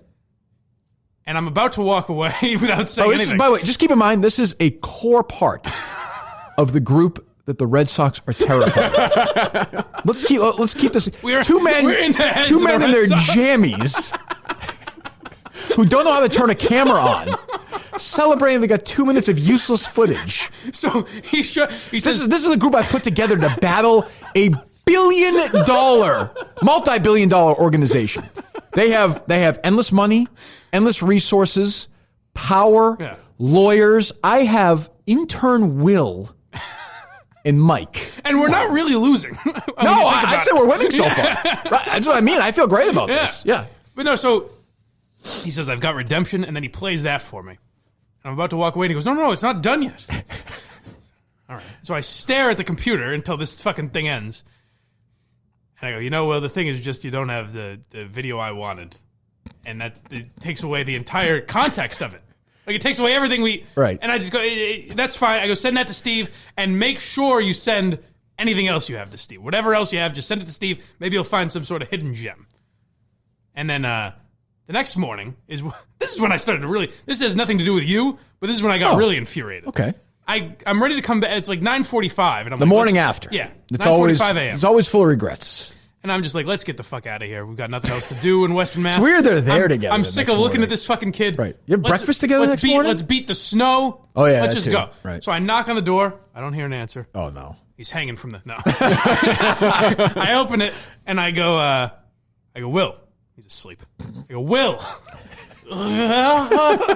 I go, I'm going to brush my teeth, get changed, all that shit, and then you're ready to go, and he goes, Give me 15 more minutes. And I was like, he's in the snooze button. He's like Harry. I was like, the balls on this fucking asshole. Oh, baby. The morning after he ruins my trip to MGM. He has the balls. Did you give it to him or no? To say, I go, yeah, all right. You see, you're a nice guy. I would have grabbed him by his fucking hair and dragged him out of the house. I gave him the 15 minutes. And Did you bring him a little breakfast or no? I paid for gas on the way home. All right. And I no, you know what I did? I said, "You want anything from Dunkin' Donuts?" And he said, "No." I said, "All right, I appreciate the ride, whatever." And then is it icy in the car on the way back, or? Well, then I don't know if this was a tactic to get me to feel bad. He calls both his parents on the ride home to go, "Yeah, you know," and they're like, "Oh, congratulations!" Like on speaker? Or? Yeah, for me to hear. Really weird. For me to hear. Congratulations! Yes. Awesome. And that's what they were saying to him. That is really strange. And then he's like, "Yeah, you know, I'll tell you more about it when I get a chance, when I'm alone or whatever." And I'm like, when am I with what's his face? I'm like, "Well, you called them. Why?" But whatever. That's all weird. So then we get back here. We came in here so we could put the cameras back and everything. And this is what really infuriated me and made me think that he didn't understand. Well, when we get back to Boston, he sent Steve some stuff from my house, and he goes, "Yeah, you know, between my video and the B-roll I have, I think I've really got. I think we." And I go, "Will, you just don't understand." I go, "The video I wanted." It gives the content. It gives the face of the owners and Sam Kennedy. It shows how uncomfortable it was. Well, how do you know that though? He told me. Oh, Will said this. He told me. Yeah, he told me that's what I had. I go, you see me getting dragged out with my video. There's no. I could have just been snuck out the back door. So if you have the, I got brought out. Which right. I didn't never. So that's my question. Yeah. So if you had somebody filming it, say Steve is there. Yeah. And he's filming it. So you are being. You would have literally seen me get dragged out next to the stage. Tom Karen is 10 feet away from me. I'm next to the stage getting dragged out. Fuck! Yes! Jeez. But it's like being mad at, a puppy dog. At this car key. Yeah, right. Like there's right. There's nothing I could do. That's why I remained calm. And I gave him because I was like, you know what? At this point, there's nothing. I'm not going to yell and scream. Steve, this is your intern. In retrospect, I should have stuck around for 10 minutes on Friday and done a little 101 on how to use a camera. He knew how to use it. He shot all that B-roll. Thank God he had all that B-roll. We had. A 25-year-old in 2020 should know how to. I don't care for you. You should know how to operate that. I mean, that's just my daughter knows how to do shit like that. Well, right? What can I say? I would think so, but if he was using that camera for the very first time, I think he's used another Canon version camera, so it's pretty clear. So you guys did do a dry run or not? That's the other thing. So when we were at my house, he tested it and said, "I want to make." That was my advice. I want to make sure. That was my advice to him. I said, "Did it work?" He said it did. Oh, so you don't know? No. Right. Yeah, I have no way of knowing. So I saw Mike. Am I missing anything or no? Before we, I have a few questions, but then the last thing that bothered me is on his way out. I could tell I thought that he felt very bad. He was downtrodden. And I said, "Listen, you did a good job with the press passes, and I appreciate you driving me there. Nothing we can do about it now. Just don't beat yourself up too much. Don't worry about it." And he goes, "Yeah, no use crying over spilt milk." And I was like, "All right, you motherfucker, just get out of here." The irony is that you maybe wish one of the interns had killed themselves last week. It was just Will. What I was saying is for Justin was in the hospital, and I've never wanted intern to see... of the week. Yeah, he was the intern of the week. He wins. Well, so I heard Mike say, I don't know if you watched Mike and the Minifans or not, Steve. I watched like the second half of it. I watched the first half was much more glowing. I agree with more of the second half. I watched both halves. But Mike said if it were up to him, Will would be fired. I would have fired him on the spot that day. Where are you on that? Now, obviously, I guess it's my call ultimately. But right? no, what I said was I also understand that he helps Steve a lot more than he helps me. Like, sure, that's not his job. I don't think we're gonna. Maybe Steve feels differently than I do about this, but my inclination is not to fire an intern for going beyond the call of duty, going out to Western Mass and fucking up. That's true. That's different than blowing shit off. But I'm saying, I guess more what I should have done. In the moment, you would have done what I wanted to do yesterday or 2 days ago was fire him. Right. But am I wrong on that, Steve, or no? No, I don't think I wouldn't fire him. I don't think much gets accomplished by that. He does good work for us. He's loyal. He's dependable. And he helps. He takes a lot of burden off Steve with cutting. By the way, he did drive here from New York. Right. Just to do absolutely. this. I don't know. I'm not. And he did a good job with the press passes and all that. Yes, but and I saw you saying, "Is this a you issue?" Yeah. And are you going to eat shit like Steve did? The difference to me, from my end, is you tried. Yeah. It was an attempt. It just didn't work. Right. But Well, it worked. Just hey, well, I guess it did work. That's the infuriating part. But you got to say, footage of Mike. If there's footage of Mike being dragged like in front of Sam Kennedy and John Henry, it would have been great. Unbelievable. Sam Kennedy had to stop talking for them to address me. Like it would have been awesome. Just Sam Kennedy's face while he hears some Yahoo screaming in the crowd. Right. That's rough. It's very disappointing. Have you talked to Will about this, Steve? Yes, I did. He was more distraught, I thought, than the spilled milk comment might lead you to believe. No use crying. I mean, I call him up real quick. I mean, I don't want to. I suspect he's ready for a call. Give him extra 15 minutes if he's a little sleepy.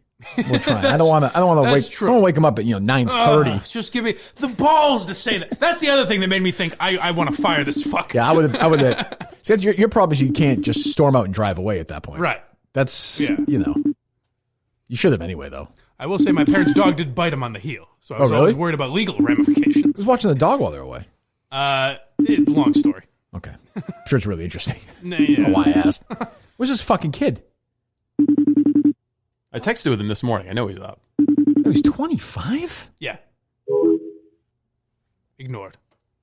Well, did not pick up. Now you're coming to my side of the fence, aren't you? Jesus.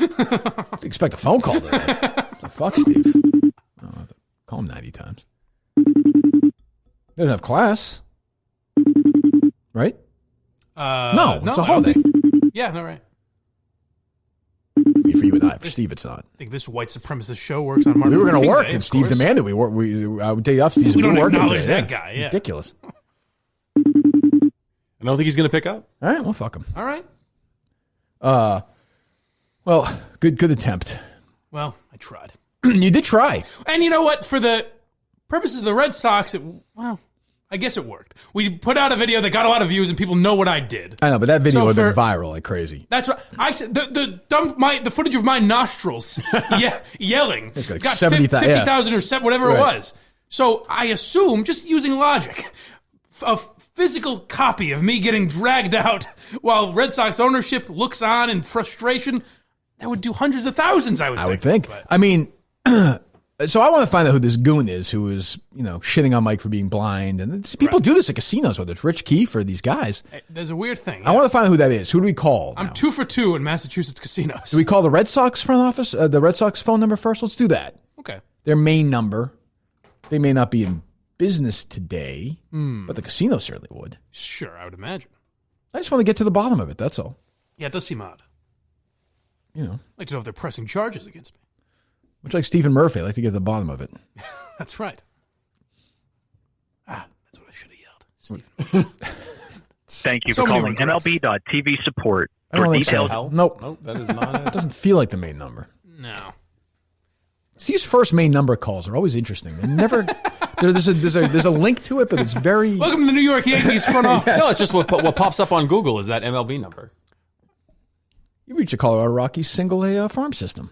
Is 1-800 Red Sox 9 something? That tickets, or maybe that's what it is. No, I want that. Whoever in the executive offices. Yeah, you know that number. You know that guy who wouldn't let me into the Red Sox offices the other day. That on the Steve didn't see it. The Periscope video. Yes, that number. Information, including season tickets, individual game tickets, and special events, press 1. For fan services, press 2. For information on planning private events at Fenway Park, press 3. For Fenway Park tour information, press 4. Where do we fit? For Red Sox Kid Nation, press 5. For Red Sox what? Kid Nation. Oh Jesus! That's got a different connotation. I would not want to. I would not be calling that number. Thank you for calling the Boston Red Sox front office. Our office is currently closed. What the hell? Our normal business hours are Monday through Friday. Not working. We'll call trying tomorrow. Call MGM. So we got that number at least. That's good. Now we find out if I'm really banned. Yeah, I think we get to the bottom of this. I have a good buddy of mine. Do you guys have any footage from that night? I have a buddy of mine who I went to high school with who lives in Las Vegas, a professional gambler for his career now. Mm-hmm. And he reached out to me this weekend and said he's got a good casino attorney if we want to. Oh, good. Invest, press further, which we may. Who knows? Well, yeah. If they're going to be dicks about it. Just curious who that was and their thought process. Threatening a disabled man seems like a interesting way to go. We have a PR wing or somebody we can talk to? Oh, it's a holiday, so maybe it'd be tougher today. That's true. All right, I think I've got a media relations number. Good, okay. Oh, perfect. Hopefully they're in. Probably not not. Sloughing off. Probably not.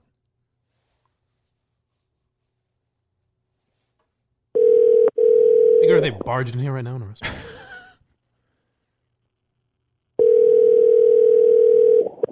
What's Will doing? Not answering the phone twice. That's bad. very That's strange. in poor form. What is he possibly doing today? Sleeping. Snoozing. Loser. It's 9. What the fuck? That's the other thing. I woke him up at 9:45. It was like Thank you for calling the MGM Resorts Public Relations Department. Regular business hours are 9 a.m. to 5 p.m. Everyone's closed Monday through Friday. No, they're in Vegas, so the time zone. So it's probably a little early for them. Yeah. So it's not a local branch? We got to figure that out today. We'll make some calls tomorrow. Okay. Well, I mean, I think we did the best we could in that one, but we're not stopping. And Minifans will be kept abreast of the situation. Excellent. Are there some stories that everyone knows in the Boston media about the Sox and their back office or front office that just haven't been reported out for some reason? I think we talked about it on Mike and the Minifans. Back and front. Yes, as a matter of fact. Steve, well said. You think some of those are going to come out? I hope so. And deeper than that. I mean, it's a lot of skeletons in the Would you say I had it about right? Someone asked me why. I'd say it's bigger than that. But yes, I know. Yeah. But there's one in particular that we always allude to.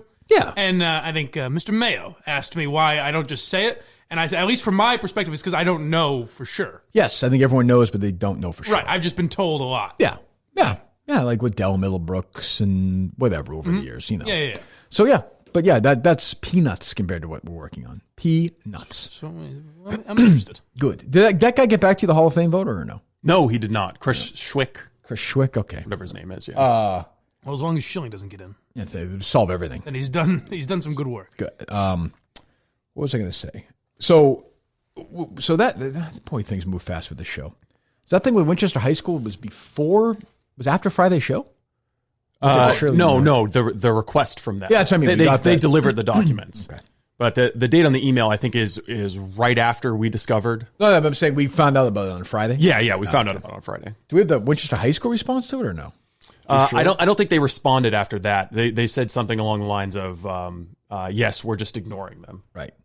Yeah, Shirley wrote, thanks for the invitation. Good group of kids, but just my luck that my Twitter nemesis, Kirk Minihane, is a WHS alum. His trolls are out in force. Don't engage. Yeah, so what they... it's a journalistic lesson to teach, too. It's fucking incredible. Scott Spencer says, yes, my principal and I have had our first trolling experiences today, but we're taking it with a grain of salt. Again, thanks for coming. Wait, so Shirley reached out to them after she was there and said, I guess. Yes, yeah. Because we found out why? after the fact. Because they were taking a beating on Twitter. Oh, so sure, yeah.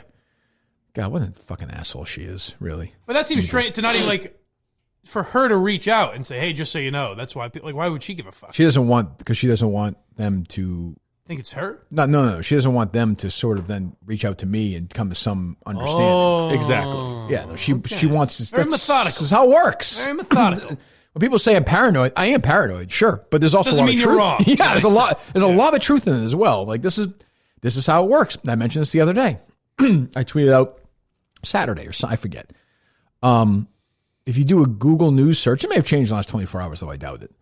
If you do the Google News search of me and Curtatone, Fox Boston, NBC, Forbes, The Globe, The Herald, Barstool Sports, all covered when Curtatone sued me and Barstool and Dave. Yeah. When the suit got dropped, not a word. Yeah, there's no not a single story about it. You know who wrote a blog post pointing all that out for Barstool? I don't. Who? Me. Really? Yes. Oh, I didn't read that. Did they just wait to post it? I think they're still waiting on it. Yeah. Oh, okay, so K. Marco is a big MLK guy. So again, when the suit is dismissed because it's ridiculous with prejudice, nobody writes about it. Not a single word written about it. Now I understand it's not as exciting as when Dave and I get sued. Yeah. But that's not. Well, I would think it would be right up. I understand why everyone else didn't cover it. I think it would be right up Dave's alley to take a victory lap and say, fuck you got me. Curtatone. You got me. I don't get that one. I don't know. I mean, legitimately don't know. The judge laughed it out of court. Oh, completely. It's a 5-page dismissal. It's an easy win for the Barstool boys. If you read it, it's so obvious that this was a joke lawsuit. And in addition to the taxpayers maybe paying for him to sue you in the first place, it's just a waste of the court's time. I think it'd be a good op-ed for somebody in a major newspaper to say, this is what a mayor of a real city, a big-time city around here, is wasting his time with this. While this, and this is going on in this city, he's doing this. You think other journalists might stand up to and say that this is a real First Amendment issue if you're doing undercover work as a reporter. Yes, you have an interest in this. You have a stake. But you'll get none of that because it's me. And I understand that. But again, I'm just pointing out the hypocrisy of it all. This is exactly how it works. But there's something too. I can understand the other media outlets because it's not that juicy a story.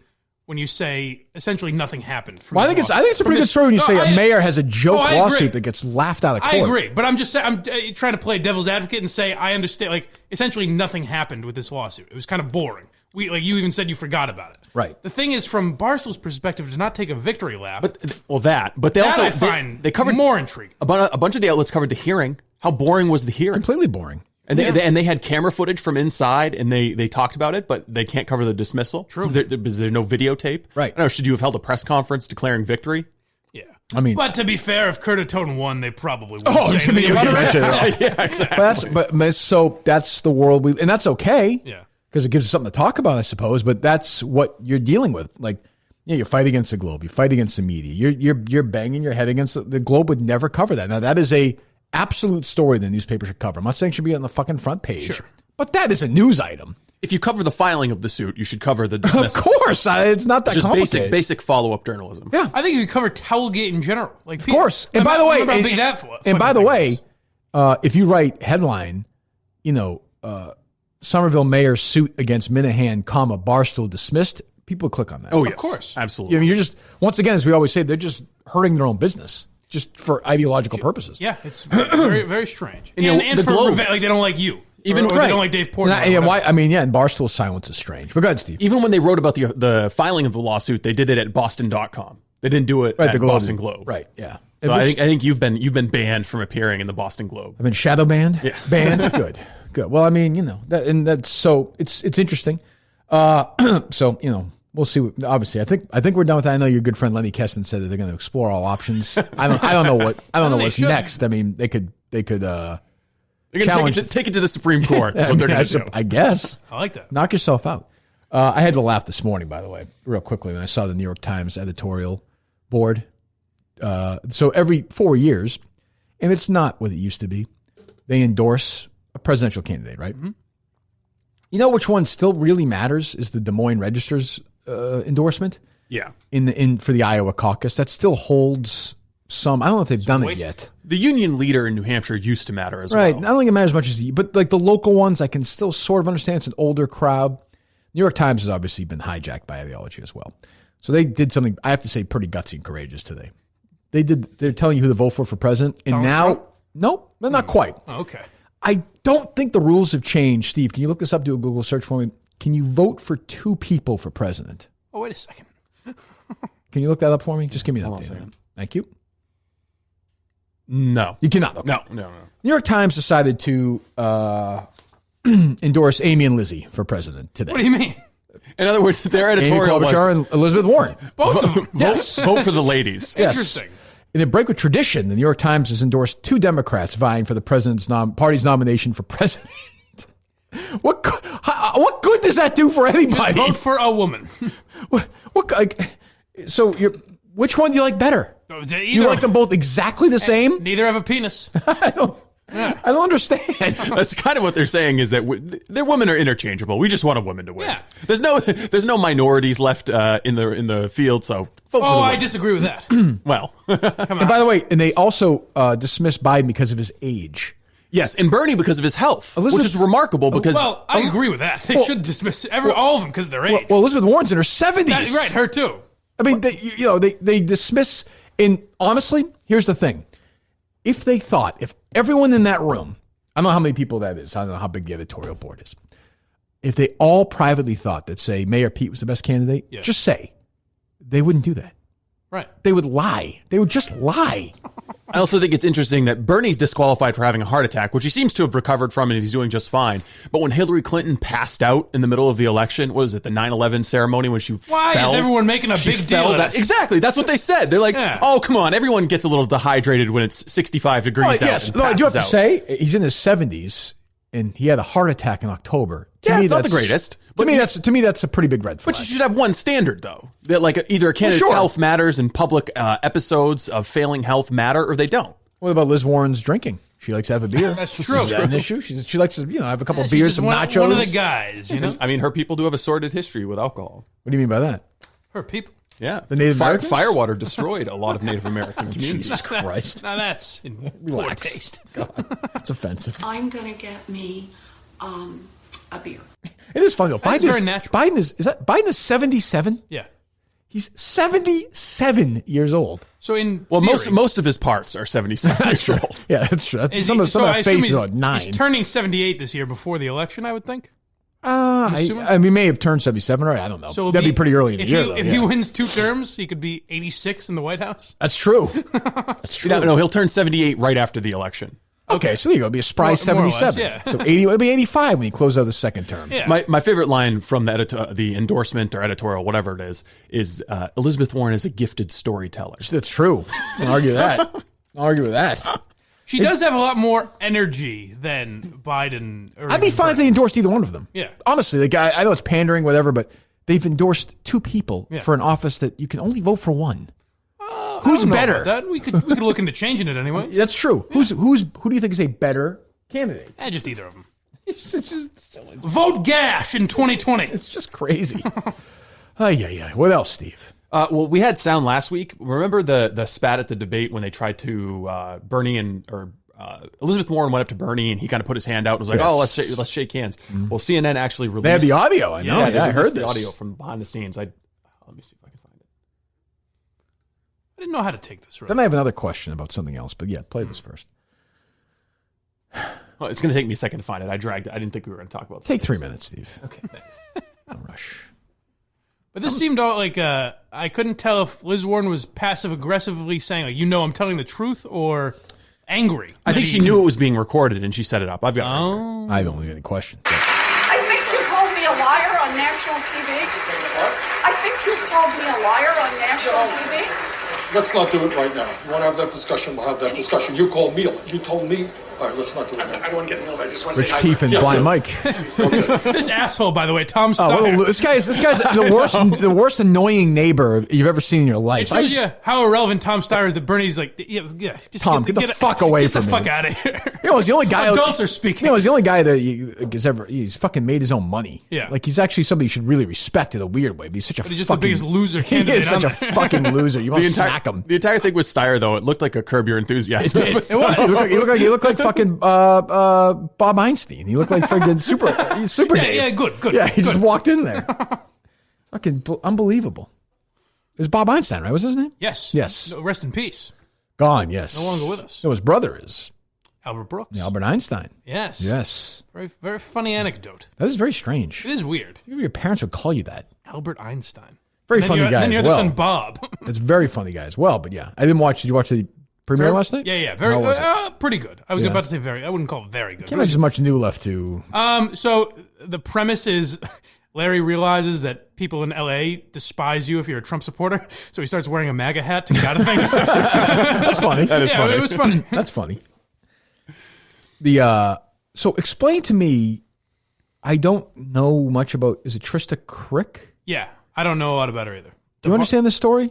Yeah, I think so. You're talking about the subtweet that Barstool Breakfast. I'm just confused because a lot of people are tweeting at me like "fuck Barstool Breakfast," they're a bunch of pussies, and I'm all in. Like I'm happy to jump on that board. But so here are the details I can give you. Or jump on board, I guess. Yeah. Viva La Stool is run by Tommy Smokes. Yes, but I know who's really tweeting when they're pro us. Gaz? Yes. I assume so. Yeah, so I think there are a couple of people involved in it. I just assumed it was a Gaz. There's no question. Yeah. I mean, I don't know that, but just given given the fact they're trying to rile us up. That's what I would have thought as well. Tommy Smokes is a put. And by the way, I'm going to see him and fucking Riggs next week. They're both. I think I said that, right? Fucking aggravating. So explain to me the story. So Trista's a USA Today journalist. Used to be, former. yeah. She did a segment on Barstool Radio, which got her fired from USA Today. So then Dave hired came her. back on for an interview live on air. People Dave seem to like her. her. I know nothing about her so far. She did this weird thing where right after she got hired by Barstool, she took like a 3-week vacation. Boy, what a strange move that is. I know. And then what kind of an asshole? Wow, unbelievable. Very brazen. Jesus. And so then she came back. She did a blog post about, travel tips when you're in Puerto Rico or something like that. And then I'm assuming it was Pat, right? I don't know. The producer. I can't see Willie, or maybe Large. I could see Large doing that. But anyways, they just tweet out, welcome back. Glad you're finally doing work, basically. Called her out for being lazy. And then the Viva La Stool account stepped in and said, you guys will tangle with Trista, the new girl, but you won't tangle with the Minifans. Oh. What do they call them? That's got Gaz written all over. The Wildlings. The Wildlings. Are you a big Game of Thrones guy? I'm not. Okay. I don't know. Then you wouldn't understand it. But okay. What is Savages from the north. Right. So they just want to. So, I mean, they're making a fair point. I guess, but so they're going to pile on this girl. Yeah, basically what they're saying is Barstool Breakfast, you guys will come out on social media and dump all over this newbie. Sits on you all day, every day, and you don't say anything. Exactly. I've got you. That's a very fair criticism. Well, I mean, they're a bunch of pussies. I don't think that's complicated. I'm going to have to see those idiots next week too. Yeah. But I mean, they're afraid of us. They tried. They got their fucking heads fucking chopped off, and then they just went away. And you could be more irrelevant than that show. I mean, if Dave wants to continue putting that shitty show on Sirius Radio every day, that's up to him. I mean, I don't really care. But it's awful. Nobody ever tweets me. I've never seen anything about it. It's awful. Well, you don't follow Deke Zucker between 7 and 9 a.m. That's when you'll hear about it. Is that what he does it? Well, no, that's just those are the only tweets I ever see about it. Same here. Deke Zucker. Nothing. And they'll go on, they can do their, but they're just cowards. And that's actually a fair point. You're going to dump on this young lady all by herself who blogs something, and then, they won't challenge us. But maybe they get along with her. I don't know. Maybe it's was it a friendly thing? I assume I don't know. But I would assume it was friendly, but for the Viva La Stool thing jumping in. Right. I think there might have been more, how they are. The social media is just the tip of the iceberg. Behind the scenes, they're gossiping. This new Trista girl, when's she going to do something? Right. It would be my guess. I don't know. I'm sure. And if it is in fact Gaz, he loves stirring the pot. Sure. So even if it was friendly, I could see him just inserting us to make something. It's a legitimate point, though. Yeah. But I mean, they are never going to ever. They have said we just can't. There are certain people who just can't handle that. Worth it. They just can't handle a fight like that. Yeah. They just can't. And they got the Minifans turned on them for about 2 days, and they. Like you've been there twice. Yeah. What kind of preparation? Is this live? On lockdown? No. This is a promo. Are you kind of doing your regular thing, trying not to think about it? What mindset do you have to get yourself into? Man, it's tough for a lot of these guys. It's family travel. I know you hear it a lot, especially when you're dealing with getting ready for a Super Bowl. The ESPN or whoever. You playing one? And then I go on Yelp and I see these reviews. Did he play? I don't even know if he played one. Did he? May have. For a lot of guys that are preparing for the game, it's really travel. I mean, grandma wants to come now. Your uncles, your aunts, your cousins, he did play your one, nieces, your nephews. Did he? Nephews. On the Jets? I didn't know. Did he play in the Steelers? he played in the Saints? Steelers. Oh, that's right, the Steelers. I'm sorry. Yeah, he probably played in a couple, right? Maybe. I was thinking he played for the Jets, no? He did play for the Jets after also, the Steelers. yeah, I guess you can play for more than one team, I suppose. What a story that is for people. Like, isn't Barstool? I know they've completely. Let's face it, we're the only edgy thing left at Barstool. I hate to say it, but it's just a fact. So, like, is this acceptable in the world now? Like, this is how boring is that? You can hear that anywhere. Oh, you mean is the show itself acceptable? Yeah, like isn't it's supposed to be different than your typical shitty, boring sports talk radio? Well, I mean, look at the show they just signed. That's true. But you could hear that a former player telling a boring, like I never played the Super Bowl. I could tell you that because I've heard 50 different people say it. Yeah. Well, everybody wants a ticket. Boy, everybody just wants a ticket to the game. And I'm sure that's really hard for you while you're, getting ready to play a football game and somebody wants a ticket. It's kind of like Scallon Pals. It's worse. It's like Cologne and Pals. Yeah, it's worse. Do you give them any credit No. for knowing they can't really battle with you, like they're not capable of it? So they don't. You never hear them take, these subtle shots, like who knows? Greg, like EEI will. Maybe or they do every day. Who knows? I feel like people would tell. Or Deke Zucker would have it. That's true. Someone would let us know. I mean, that's just so awful. That's fucking awful, awful radio. They're paying these people for this shit. I know, and they give the cousins. I'd rather listen to the cousins than these people, these idiots were bitching about the cousins. Much rather listen to Mike Portnoy. I'd rather much listen to anybody. Honestly, I'd rather fucking listen to the intern show is better. Well, I'm serious, much better. Half of it. It's much better. Speaking of EEI, I jumped in. I had to this weekend. It made me laugh. Saw that. So when I was getting ready to do the radio.com show, which is amazingly last year, I was heading down to Atlanta by myself. It's crazy. Just about this time, right? I was just thinking about the Curtatone thing. I was like, it seems like way more than a year ago, not less. That was only 8 months ago or whatever it was. Right. Yeah, that's right. June. Yeah. So I was getting ready to do the show for radio.com, and there was this idea that I needed like a sidekick, essentially like what you do now, Mike, and then sort of a producer. Yeah, like, because I was never going to do the show just by myself. No, but I didn't know. I think I know where you're about to go, and I didn't know that. Yeah. So I wasn't a co-host. I didn't want a co-host. I wanted this show. This is really a show I wanted to do. Yeah. Basically. Like today's show, for me, is perfect. We rip on the Red Sox, give a little backstory, tell a funny story of your situations, do a couple of news stories of the day, bullshit for a while, and get out. Right. Perfect. Nothing's better than that. Chris Curtis mentioned a name Courtney Fallon to me. This woman, Courtney Fallon. Okay. Who he liked. I think he knew her from 98.5 or whatever. And I was like, all right. I talked to her on the phone. I don't remember her at all. I've never heard of her. Maybe she did nights or something, weekends, who the fuck knows. So I talked to her. She was very nice, whatever. She yapped about herself for like 20 minutes. I hung up, thought, I'm never going to work with her again. Okay. Or work, but and then she was in Atlanta. She kept trying to meet up, and I just was trying to avoid her or whatever. So I kind of forgot about her after that. And then she started popping up on EEI. Fucking terrible. I mean, obviously, right? Terrible. So, but I don't really care. So I leave her alone. Honestly, sounds a lot like, not to stereotype, but it reminds me a lot of like Julie DeCaro. Yeah, like that. I guess. Yeah. So she tweets out yesterday. I had to laugh. So I saw one of the parody accounts quote tweeted it. Not an ad or endorsement, but at Banner's K&T viewing experience, capital IS, capital OUT. You got to read it with the capital excitement. Is, capital out of this world. Yeah. TV is 39.5 feet diagonally, bigger than the Green Monster, and that's a fact. Thanks at Greg Hill WEI for the sweet table. What? I'm sorry? What?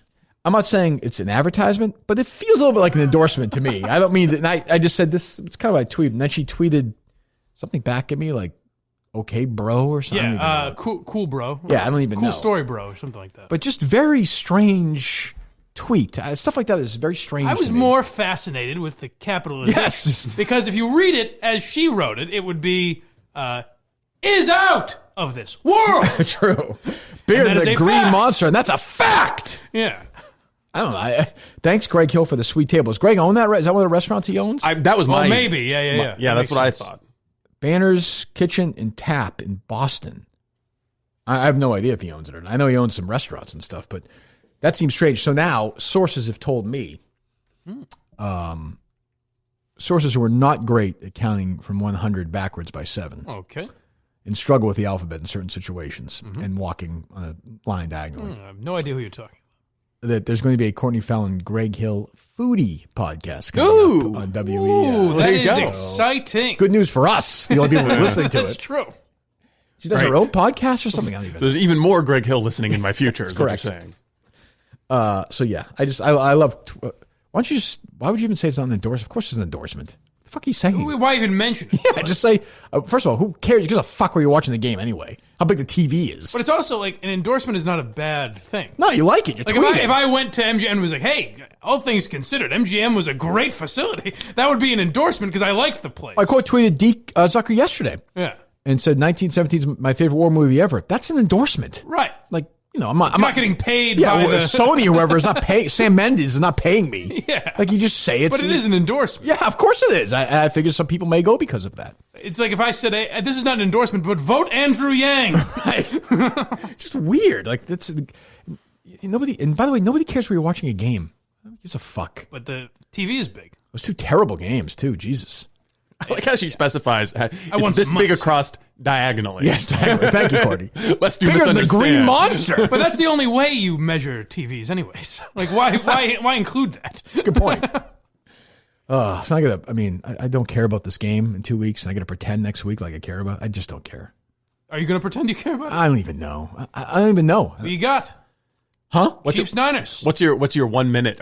You can take a victory lap over Garoppolo, right? Oh, that's true. You can do that. Sure, he was incredible yesterday. What a performance. It's amazing. See the way he handed off the ball? Yeah, he threw the ball 6 times.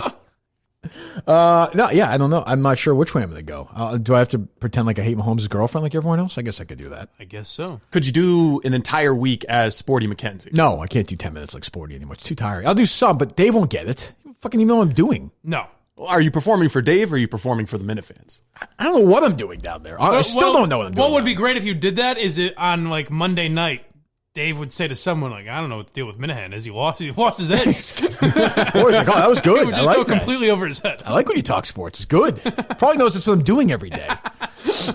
The thing that interests me, honestly, from just a journalistic perspective, is how many people will talk about what a creep Tyreek Hill is. I almost tweeted something about it, but then I almost said a child beater gets into the end zone ! But then I realized 10 million people probably do that. But I mean, there's a guy who choked his pregnant girlfriend in the stomach. And what's his face? The guy who had all the defensive player, Clark? Yeah. Another fucking guy who beat up his girlfriend. Well, as the journalist who tweeted the tweet that I printed off in front of you put out, the bigger issue is the Redskins. That's true. The tomahawk chop. Yes. I don't even like you saying it. It does look weird now. It's the R word. 2020 I don't really care, but it does look strange. I still do it at games. Like, it's just a bizarre. It's just to keep me back. You might want to move on from that one, but they'll be looking for the PC story of the week for sure. But I don't know. I mean, I'll figure out. I'll get in some trouble, but I don't know what the hell I'm going to do down there. Yeah. But we'll be down there a fucking week from today. We'll be doing the show from there. Sure will. Not crazy. So we all fly down there Sunday. Mm-hmm. Are you ready, Steve? You have your accommodations? Yes. Yeah, I got everything lined up. I've been lined up for a while. Elias is good to go? Yeah. Okay. He's looking forward to it. He is. Mike, you're ready? I'm ready. Is the intern going with you? I believe so, yes. Okay. There you go. Makes sense. So he's flying down with you, and then we'll be doing the show Monday, and then yes, God knows what after that. We'll find out. So I'm on at 4, right? Try and get some things done. It's still 4 o'clock, even though it's that far away?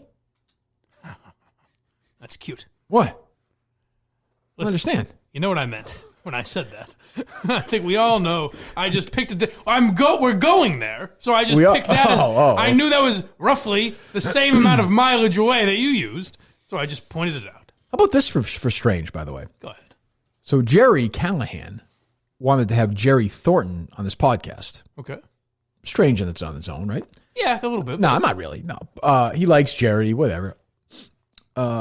Thornton asks Portnoy if he can go on, which I find strange. And Portnoy says no.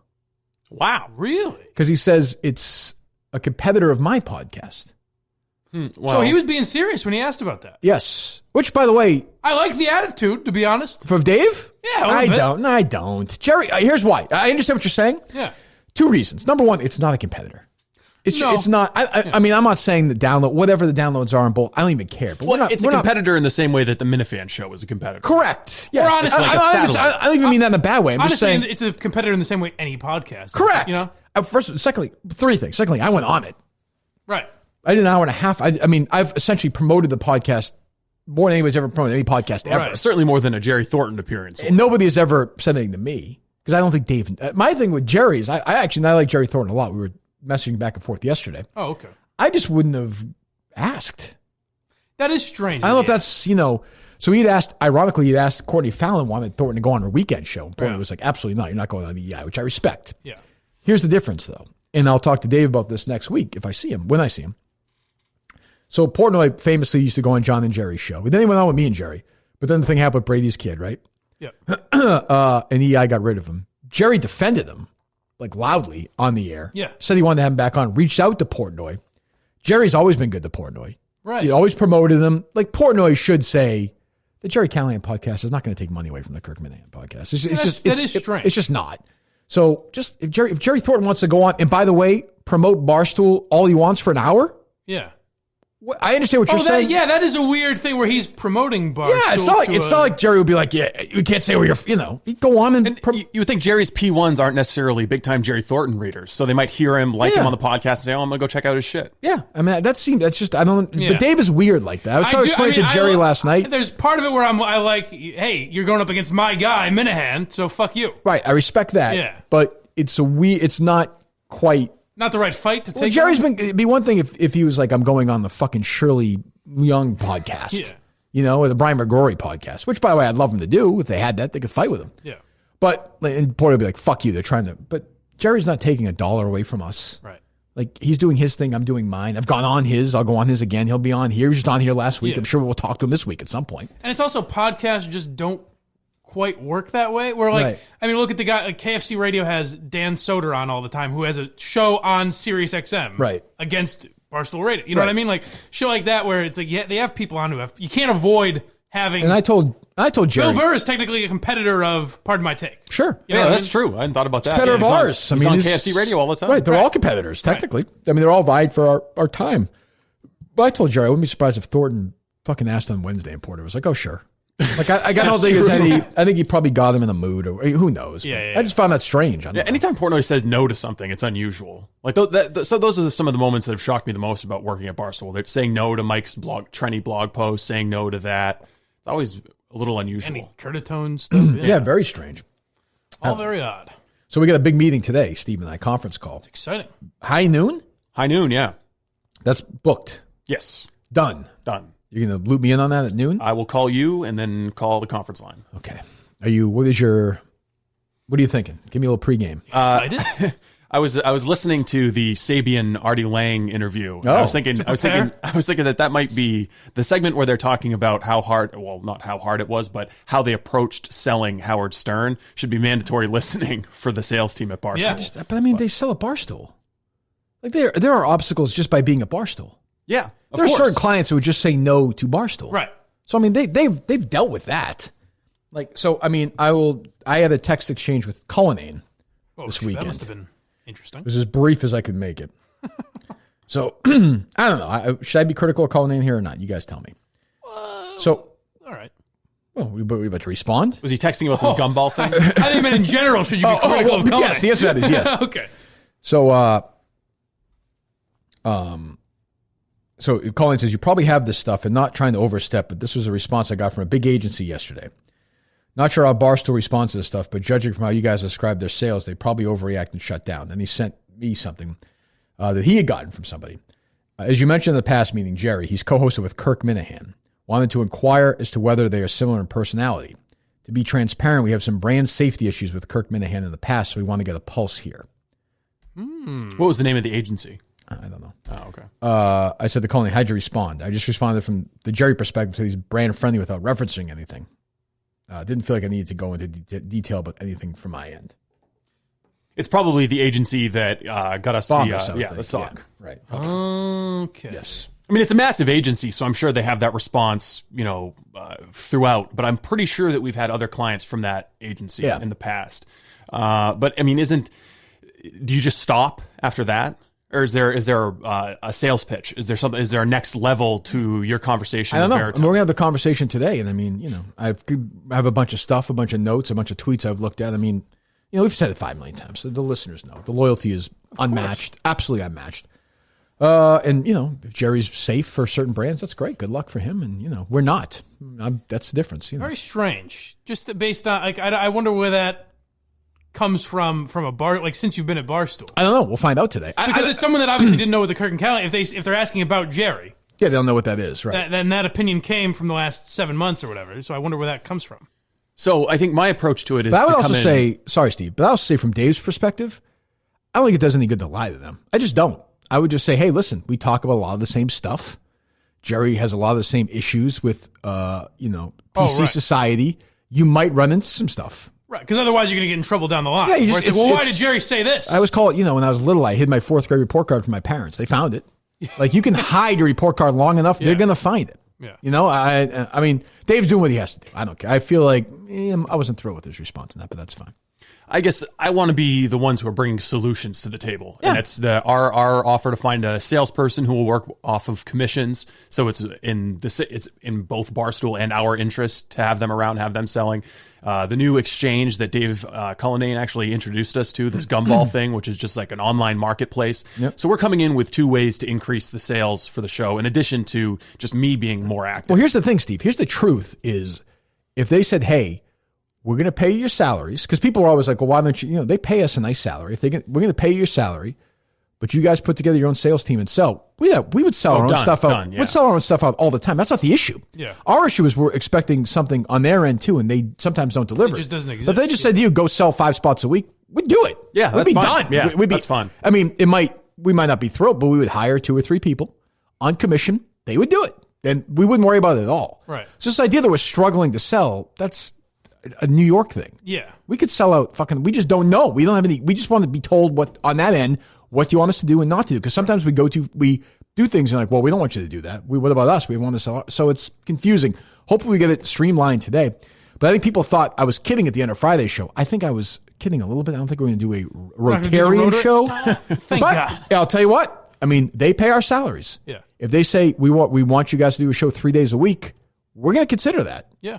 I don't like the idea, but by the way, I don't either, but a lot of people I saw on Mike and the Minifans and a lot of people on Twitter were suggesting that this idea, like that I was advocating for this. No, I was just saying the clear logic is fewer shows, more downloads on a week-to-week basis. But yes. I think there's also the loyalty factor. I think you lose some audience engagement. What do you lose from the show when you're not coming and responding to whatever happened in the last 24 hours? Right. So there's a lot to that. But if you're just looking at numbers, if we did 4 shows a week, downloads would go up because people are less likely to skip one of 5 shows. Sure. It's just. Well, I think even like today is an example. Like I think a lot of podcasts who are daily podcasts probably wouldn't do the show today. A lot of people aren't working today. They respect Martin Luther King Jr. and his legacy. Correct. A lot of people aren't working. A lot of people aren't working today. So I mean, but we're doing it. Right. And we could, so we'll find out. I think this will be an interesting call, and we'll talk about it tomorrow. Our conversations with Erica are always great. See, that's what I'm saying. If Erica's on the call, she's going to understand immediately what the problem is and how to make changes structurally. I understand that, but we've had conversations where she's understood what the problem is, and we're having another conversation today about what the problem is. No, I think this is a new problem from what the last meeting was. Right. That's true. The last meeting where they were putting obstacles to us selling. They haven't really put obstacles in front of us selling. Although we're just looking for them to be as active as we are. Correct. Basically, we want the team in New York to be as active as full-time producer, part-time sales guy is. Well, I bet you if you asked any salesperson who's selling for Barstool, you brought them in and asked them 10 questions that any Minifan would know, they would know none of them. Right. That's an issue for me. I'm not saying they need to listen 15 hours a week. I'm not saying they have to watch Mike and the Minifans or be on Discord. No, but there's people who wouldn't know I was on the show, probably. Correct. Yeah. They wouldn't know who Dave Cullinane is, or Rich Mandarin, or that we did the prank phone calls, or last week, which was, I'll put last week up against any week ever. Oh my God. Ever, and any show ever. They don't know about Marty Walsh. They don't know about prank phone. As we know, it's 50 million things. Yeah. They don't know any of that stuff. And again, I'm not asking them to be, Matt from Providence who would commit suicide if the show went to 4 days a week. Probably the case. I am asking them to have a basic knowledge. Check in once in a while for 45 minutes while you're in the fucking car, on Uber, on the fucking train, working out, anything at night before you go to bed. That to me is a salesperson. I used to say this to people at EI. They didn't know shit that was going on with the show, and I'd say that is part of your fucking job. Isn't the show piped through the entire office at EI? Was there like a speaker system? Sort of. On the 3rd floor. Yeah. Now it's not people's offices, not really. They have different floors now. But, I mean, it's never been easier in the history of mankind to get this stuff at any point you want. Yeah. I would tell the salespeople once in a while, when you fucking drive home, you're stuck in traffic. Like, I understand it may not be your favorite show. Once a week, can you listen to a segment? Yeah. Just not an interview. Just can you listen to a random segment where we're bullshitting so you have some idea what's going on? And some did. But most didn't. And I'd deal with these people, this woman, Kelly Sutton, who was a dummy, who didn't know anything. I mean, she was dumber, just one of the dumbest people I ever met. And she'd sit there and be like, I don't know why you guys don't do more interviews, or I don't know why you guys aren't more fucking shut the fuck up and go sell something. Now, I'm afraid that if I ever get in a room with salespeople, not Erica and Deirdre today, but if you guys are going to the head gym together to get facial massages at 4:30 on a Wednesday, yeah, that sounds like fun. Just go listen to it. So this came up on Mike and the Minifans that there's a group of Minifans that want to blame Erica for this. I said it doesn't seem like her fault at all. It's just not. She's not standing over their shoulders. I saw the Mayo, Andy Mayo, is that his name? He's the one that asked me. I thought he sent a pretty nice tweet to Erica. Yeah, I had no problem with that. If that's how you feel like you need to get your frustrations heard, right? Do it that way. I could have said the same thing. Of course you can. I would. And matter of fact, encourage people to do that and just say, hey, listen, we're ready to spend some fucking money here. Right. We're ready to get behind this show, and I do think that's why the Wilbur is so important. We'll announce that date, I think, very soon, right? Yes. Because I think, like I said, when we bang that place out, they're going to be like, holy shit. But, my guess is they listen to part of my takes and Daddy and KFC sometimes. But maybe maybe they don't. Maybe they don't. I have no idea. I don't know what the makeup there. That flabbergasts me. I assume the salespeople there are people that were fans of Barstool first. And I know I understand we're not really Barstool. I do understand that. Yeah. But, check in once in a while. That's all. I guess it would be great if Erica could introduce us to one guy in the sales department who is hungry and wants to do something. And I can have a call with him once a week or whatever it is and just walk him through, this is what's happened on the show. Here are the opportunities. Hey, Mike's now been kicked out of 2 casinos. It'd be great if we could find a casino. The best strategy given the company right now, but that's fine. Well, we could probably find a casino that's blind friendly or something. That's true. Every single show produces new ad ideas. There has to be something that's interactive. But also this. Just give us a heads up a couple weeks before. Say, hey, 2 weeks from now, we got nothing. Go sell 4 spots. Yeah. Like, there's this sort of thing, like I said, where it's like, Stephen Che is the fucking Wizard of Oz with his email. We're sitting there waiting for it. Right. Just tell us. We'll fucking sell 4 spots. No problem. But let us know so we can do our thing. That's just, again, maybe we need to be more proactive on our end. Sure. And if that's the case, that's fine. I don't think we had any way of knowing that they weren't going to schedule any spots for an entire month. No, but we could. But from their perspective, the explanations they gave us, it sounds like they knew at the beginning of December that they weren't going to give us any spots. But as I said, I think it's twofold, and I'm not sure Eric and Deirdre are necessarily the people that are going to tell us this because it's more of a sales thing. We're not there. 3 things. We're not there. I'm critical of them sometimes, and we sell some of our own stuff. Yeah, I think that's really it. There really hasn't been any competition between me and the New York office. Well, I understand that. There's never been an instance where they miss a sale, they miss a commission because we've eaten up all the inventory. That hasn't happened. But I think they think, well, hey, they do their own thing. Like, let them sell their stuff and whatever. I'm saying that's pure speculation. Well, I guess I don't know. That may be true, but us selling on our end was always meant to be a compliment to an entire sales team. I understand that, but I not a substitute. I also wonder. I have no idea how any of this shit works, obviously, but I would think there would be someone assigned to selling the Kirk Minihane. Like, I don't think that's the case. That is not the case. That seems strange, or no? It seems strange to me, but I don't know how any of that shit works. I would just think that there's somebody there who wants to make money, wants to climb in the organization, who would say, hey, here is something that's not being done. People aren't selling the Kirk Minihane show. I'm going to go out. I'm going to take the initiative. I'm going to become the sales guy for the Kirk Minihane show, make myself some money, and maybe, climb in the corporate world. That I don't understand how that hasn't happened yet. Very odd. By the way, cousin Mike says when the mayor sued Barstool when Kirk Minihane, the story was everywhere. Now it's been thrown out. You know where you've seen it in the media in Boston? 0. Nowhere. I just quote tweeted and said, also Barstool, to be fair. But, so there you go. But he is right. That's true. Nail on the head Portnoy, they call him. That's true. Yeah. Wonder where we got that thought from. Well, Did you see the comment that he sent to me, by the way? I think I tweeted it out from the show account. What was it? It was like barely a sentence. He messaged me on DM like 20 hours after and said, hey, it's been thrown out. I'm like, oh, it has? You don't say, Mike. I did like the reply, like half the replies to my video were make sure you get Mike Portnoy on the phone. That's true. Just because we had a strong legal argument does not always mean you win in court. Case decided correctly. Also, there was no toilet paper on my shoe. All in caps. I don't know if I agree with that last part. I mean, again, it's the like man's Mike's a good lawyer, but it's like I had Intern Will video it. I mean, it was, it'll never be found. But. So I think we'll give you guys an update tomorrow morning on that meeting.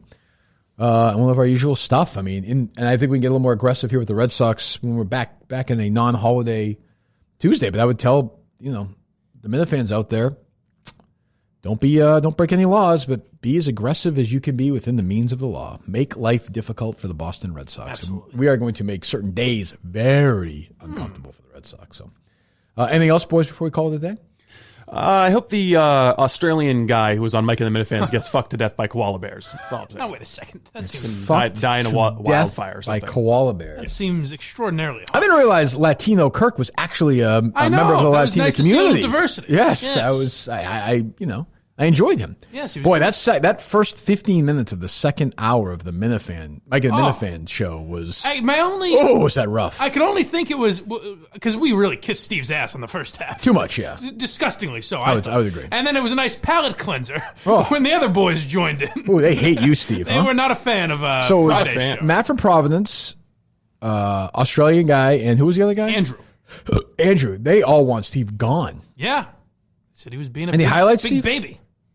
Did you cut it up, Steve, or no? Yeah, I think that any character can be made fun of. I think if Cullinane was with you guys, he's a bad example, but if he's the only example, but if another producer was with you, you could find good stuff to have fun about.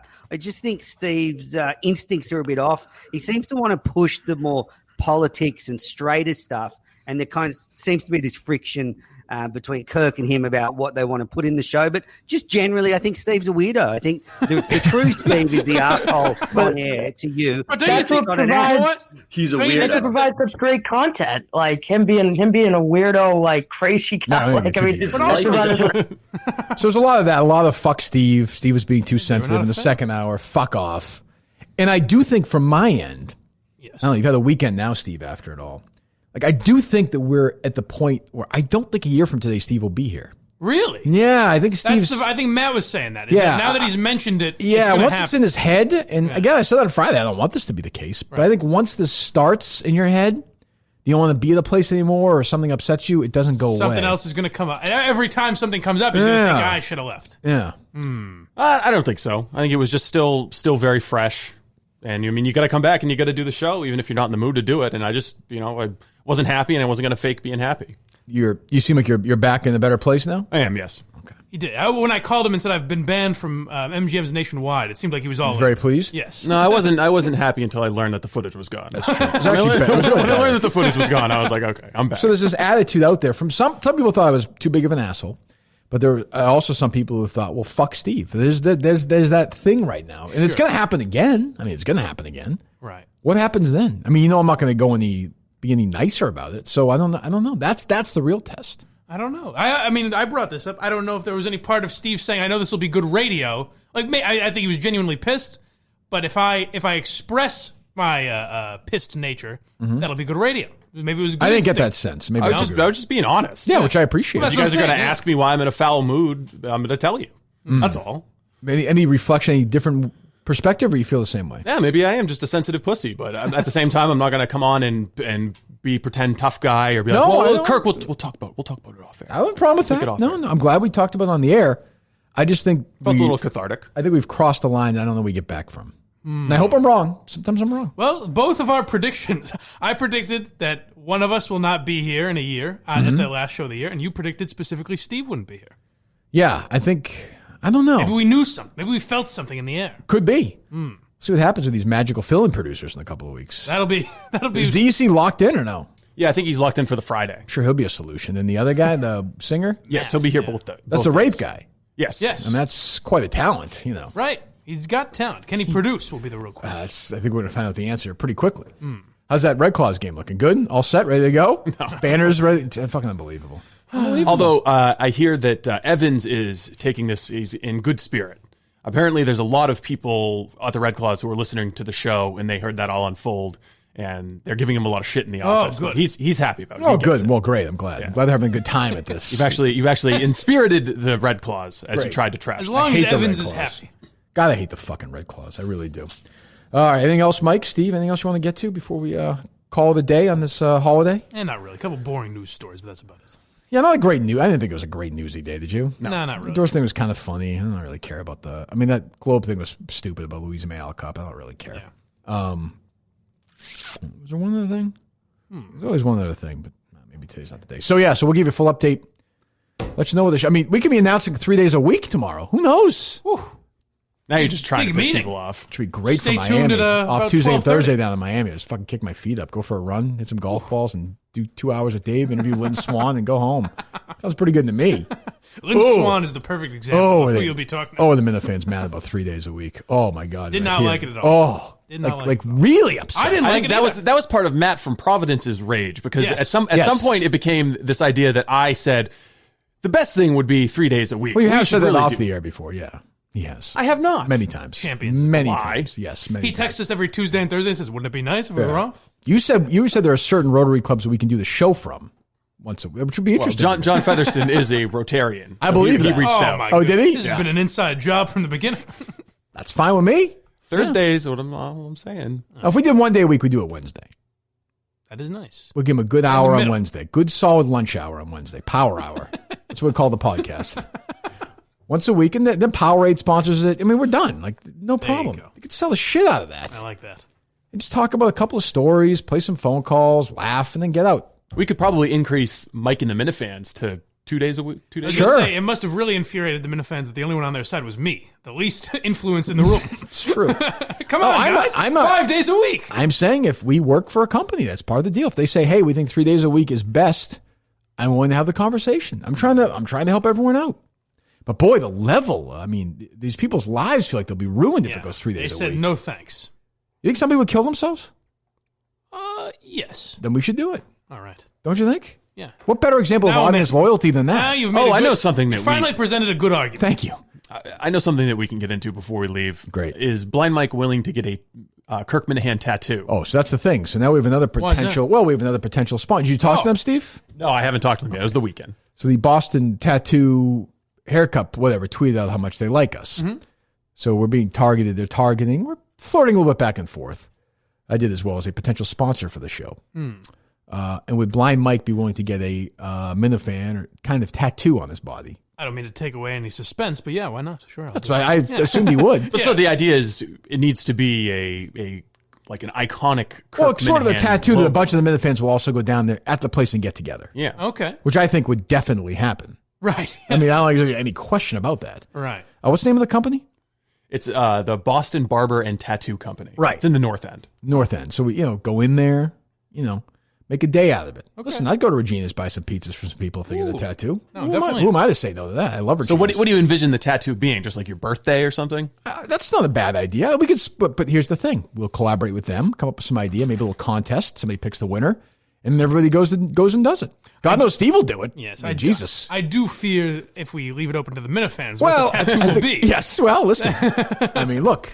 Who doesn't want to have a tattoo of somebody 69ing with their mom? Hey, listen, I mean, that's who defended 5 days a week? I try and remember. That's true. It's Mike and the Minifans. We're together, baby. But we should, I suspect that's a collaboration that's going to be quite fruitful for everyone. All right. I mean, and we're going to talk to them and reach out. We have a little bit, and we'll see what goes on. But I think, Steve, you got one, right? Probably not. You already have one. I know. I've sworn off tattoos. The next tattoo thing I get will be having this one lasered off my arm. He'll be his next employer. The Minifans are not going to like that. They're not going to like that. What? The writing's on the wall. Steve doesn't want to get a tattoo. MAGA tattoo last year with Howie. That was fine. Even I would consider getting it. But that'd be weird because it's me. Yeah. You know what I mean? Like, I probably shouldn't get it. I'm going to get a tattoo. Hey, you should get the biggest one. Yeah. Solidarity. Yeah. Like Mike Tyson. We should all get Red Sox tattoos. We should. But I'm saying let the Minifans come up with some ideas. They're a creative bunch. We'll talk to those guys. I assume they'll be on board. Do a little advertising with them for a couple of weeks and do a big, tattoo day down there where they close the place down and 50 Minifans go there and get fucking tattoos. Maybe, who knows, maybe before we go see some friends of ours drive a truck down to Florida for the winter. Just as an example. Who would do something? Why would It'd just be great to say goodbye to them before their long journey south. Oh, okay. You know what I mean? All right. You got a friend going down there for the winter? Yeah, well, a couple of friends, yeah. Okay. I mean, it's a big, it's, some bats and balls go in there and some late in the winter. Bubble gum, and then they put a truck down there. Okay. Now, the last time we had the tattoo discussion, the one we were thinking about was Mike's portrait of you. That's a pretty good one. That would be a great one. That's a great one. That's a great one. Thank you, Steve. That's that's perfect. I would be happy to have that. Yes, he'd be honored to have that. Yes. Yeah. I know Harry's in. All right. He'll do it right in his forehead. But I mean, yeah, I think Harry should be the tattoo artist. He should. I'm sure these guys do a great job. So, good call, Steve. Let's reach out to them, make that happen. And I think 50 Minifans would do that. It'd also be cool if someone volunteered to get a tattoo done by Mike. Ooh, that's true too. Also interesting. Because you can have a trained artist try to replicate his work. The legality of that is questionable. All right, now hold but, still. Sign some waivers, whatever. I like the idea of having a tattoo day down there, though. Again, and I think it's got to be a certain amount of content. You got to get in. You got to earn it. Right. Anybody can like get a blood oath. I think you would. What is that? I'd be what? Like grossed out? I don't know, man. There's no way. Sounds. I mean, there's no way we can keep that in, right? I don't think that's gonna. I don't think that's gonna work, Steve. We got to get rid of that, right? No, it just doesn't seem right. Boy, that was comfortable. I understand in your day, you could Boy, just was that comfortable. throw terms like that out. Holy moly, is that comfortable? Jesus Christ. Wow. Yeah, sorry about that one. That's okay. Grossed out is what I meant. Fucking Olympics in 1936. Jesus. Does it even work? I don't think so. What did you mean to say? Grossed out. Why'd you say that then? I don't have an explanation. This will be a great one because it'll just be bleeped out. That's true. They'll drive people nuts. They'll never know. I saw somebody ask you that, Mike and Minifans. Why do certain things get bleeped out? Yeah. Well, because, life's too short for certain battles. Like that one, I mean, we could leave it in. There's certain, there's a Cullinane piece of audio that, at the time, what was the point? Right. Leaving that in, Yeah. I mean, that audio is so old now. No, I guess it would. Yeah, that audio now would almost be in the third trimester, right? Yes. Yeah. That's how old it would be. Right. Right. You couldn't kill that audio now. Legally. No, I don't think Legally, so. you couldn't. But I think we're in the clear of any... I don't know. If we played it, it might not even have life. Yeah, we'll play it at some point. No, wait a second. What do you mean by that, Steve? Now stand still for a second. Anyways, what I was saying is I don't think that you would like a tattoo studio. Just the smells and the sounds and the blood. I would go. I mean, I would be if we did a live. We'd do a thing from there. We're gonna do something, make it happen. All right. So, anyway, speaking of that, big meeting today. We'll keep you guys updated. And then we're back tomorrow, I guess. Hopefully, we may have massive show announcements. Maybe back Wednesday. Oh, right. Yeah, depending on how the meeting goes. Probably back Wednesday.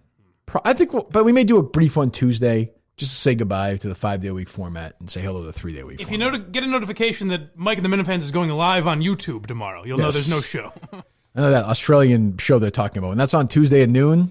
That's your new noon fix. Just enjoy it.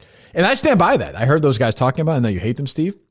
If they can get 250 Minifans there. I thought it was 150. Well, we gotta pay. We gotta break even. Okay. Paying $150 each. We'll go. All right. 250 Minifans in Australia paying $150 each is how much? $3,000. Definitely not. 37,500. Okay, close. That's pretty close. Come on. What'd you say? 3,000? Yeah. 3,000? You're off by $34,000. Oh, 30. Yeah, I guess that wouldn't make a lot of sense. Would $37,000 pay for 3 round trip tickets and hotel for a week or no? I think it would. Because we can't. Those are the most expensive flights anywhere. Well, I know, and I don't want to be flying. I mean, Mike, if we're going to put Mike in the back and coach you two, but I mean, I'm not flying to fucking Australia unless it's minimum business class. All 3 of us, all kidding aside, minimum business class. I would think so. We're not staying there for 2 days. You know what I mean? We got to spend. We'll do a week's worth of shows there. Yeah, I imagine you'd probably want to hit an Australian golf course or something for sure. Get the rigs treatment. We do a month down there. That's a good point. Yeah. So would $40,000 get us? Because somebody would sponsor it. If we could get $50,000. Yeah, I think we could make that work. All right. So there you go. The idea of being on a plane it terrifies me though. For 20 hours terrifies me. Because I get claustrophobic. I'd go nuts. I'd go stir crazy. Just the idea of being anywhere for that long, sitting in a chair for 20 hours is brutal. So if they make it happen, we'll be there. That's the kind of people we are. Well, that's going to play the Sydney Opera House. I think that's the goal of this show is to start recruiting Australian Minifans. Evidently, they've got a loyal base and they want to grow it. I suppose. Well, good. I like that Australian Minifan, right, Steve? Mm-hmm. He's like him too. Yeah, he's great. I think he's good. He's got a lot of energy. Nobody dies in a fire. I disagree with him yet, I think so. Any other groups you want to denigrate, Steve, before we call it a day? That was unbelievable. From terms from 100 years ago? Even back then, the people would have been like, what? Now it's the officers would have been like, excuse me, why would you say that? Like, does it? I know some restaurateurs in North Carolina that might want to sign up for that sort of a name. Okay, maybe our next advertiser. Steve's been calling every day. All right, well, we'll see what happens. And we may have some big announcements tomorrow. Who knows? We'll talk to you then. This was pretty reprehensible. I don't know how it can be anybody's idea of humor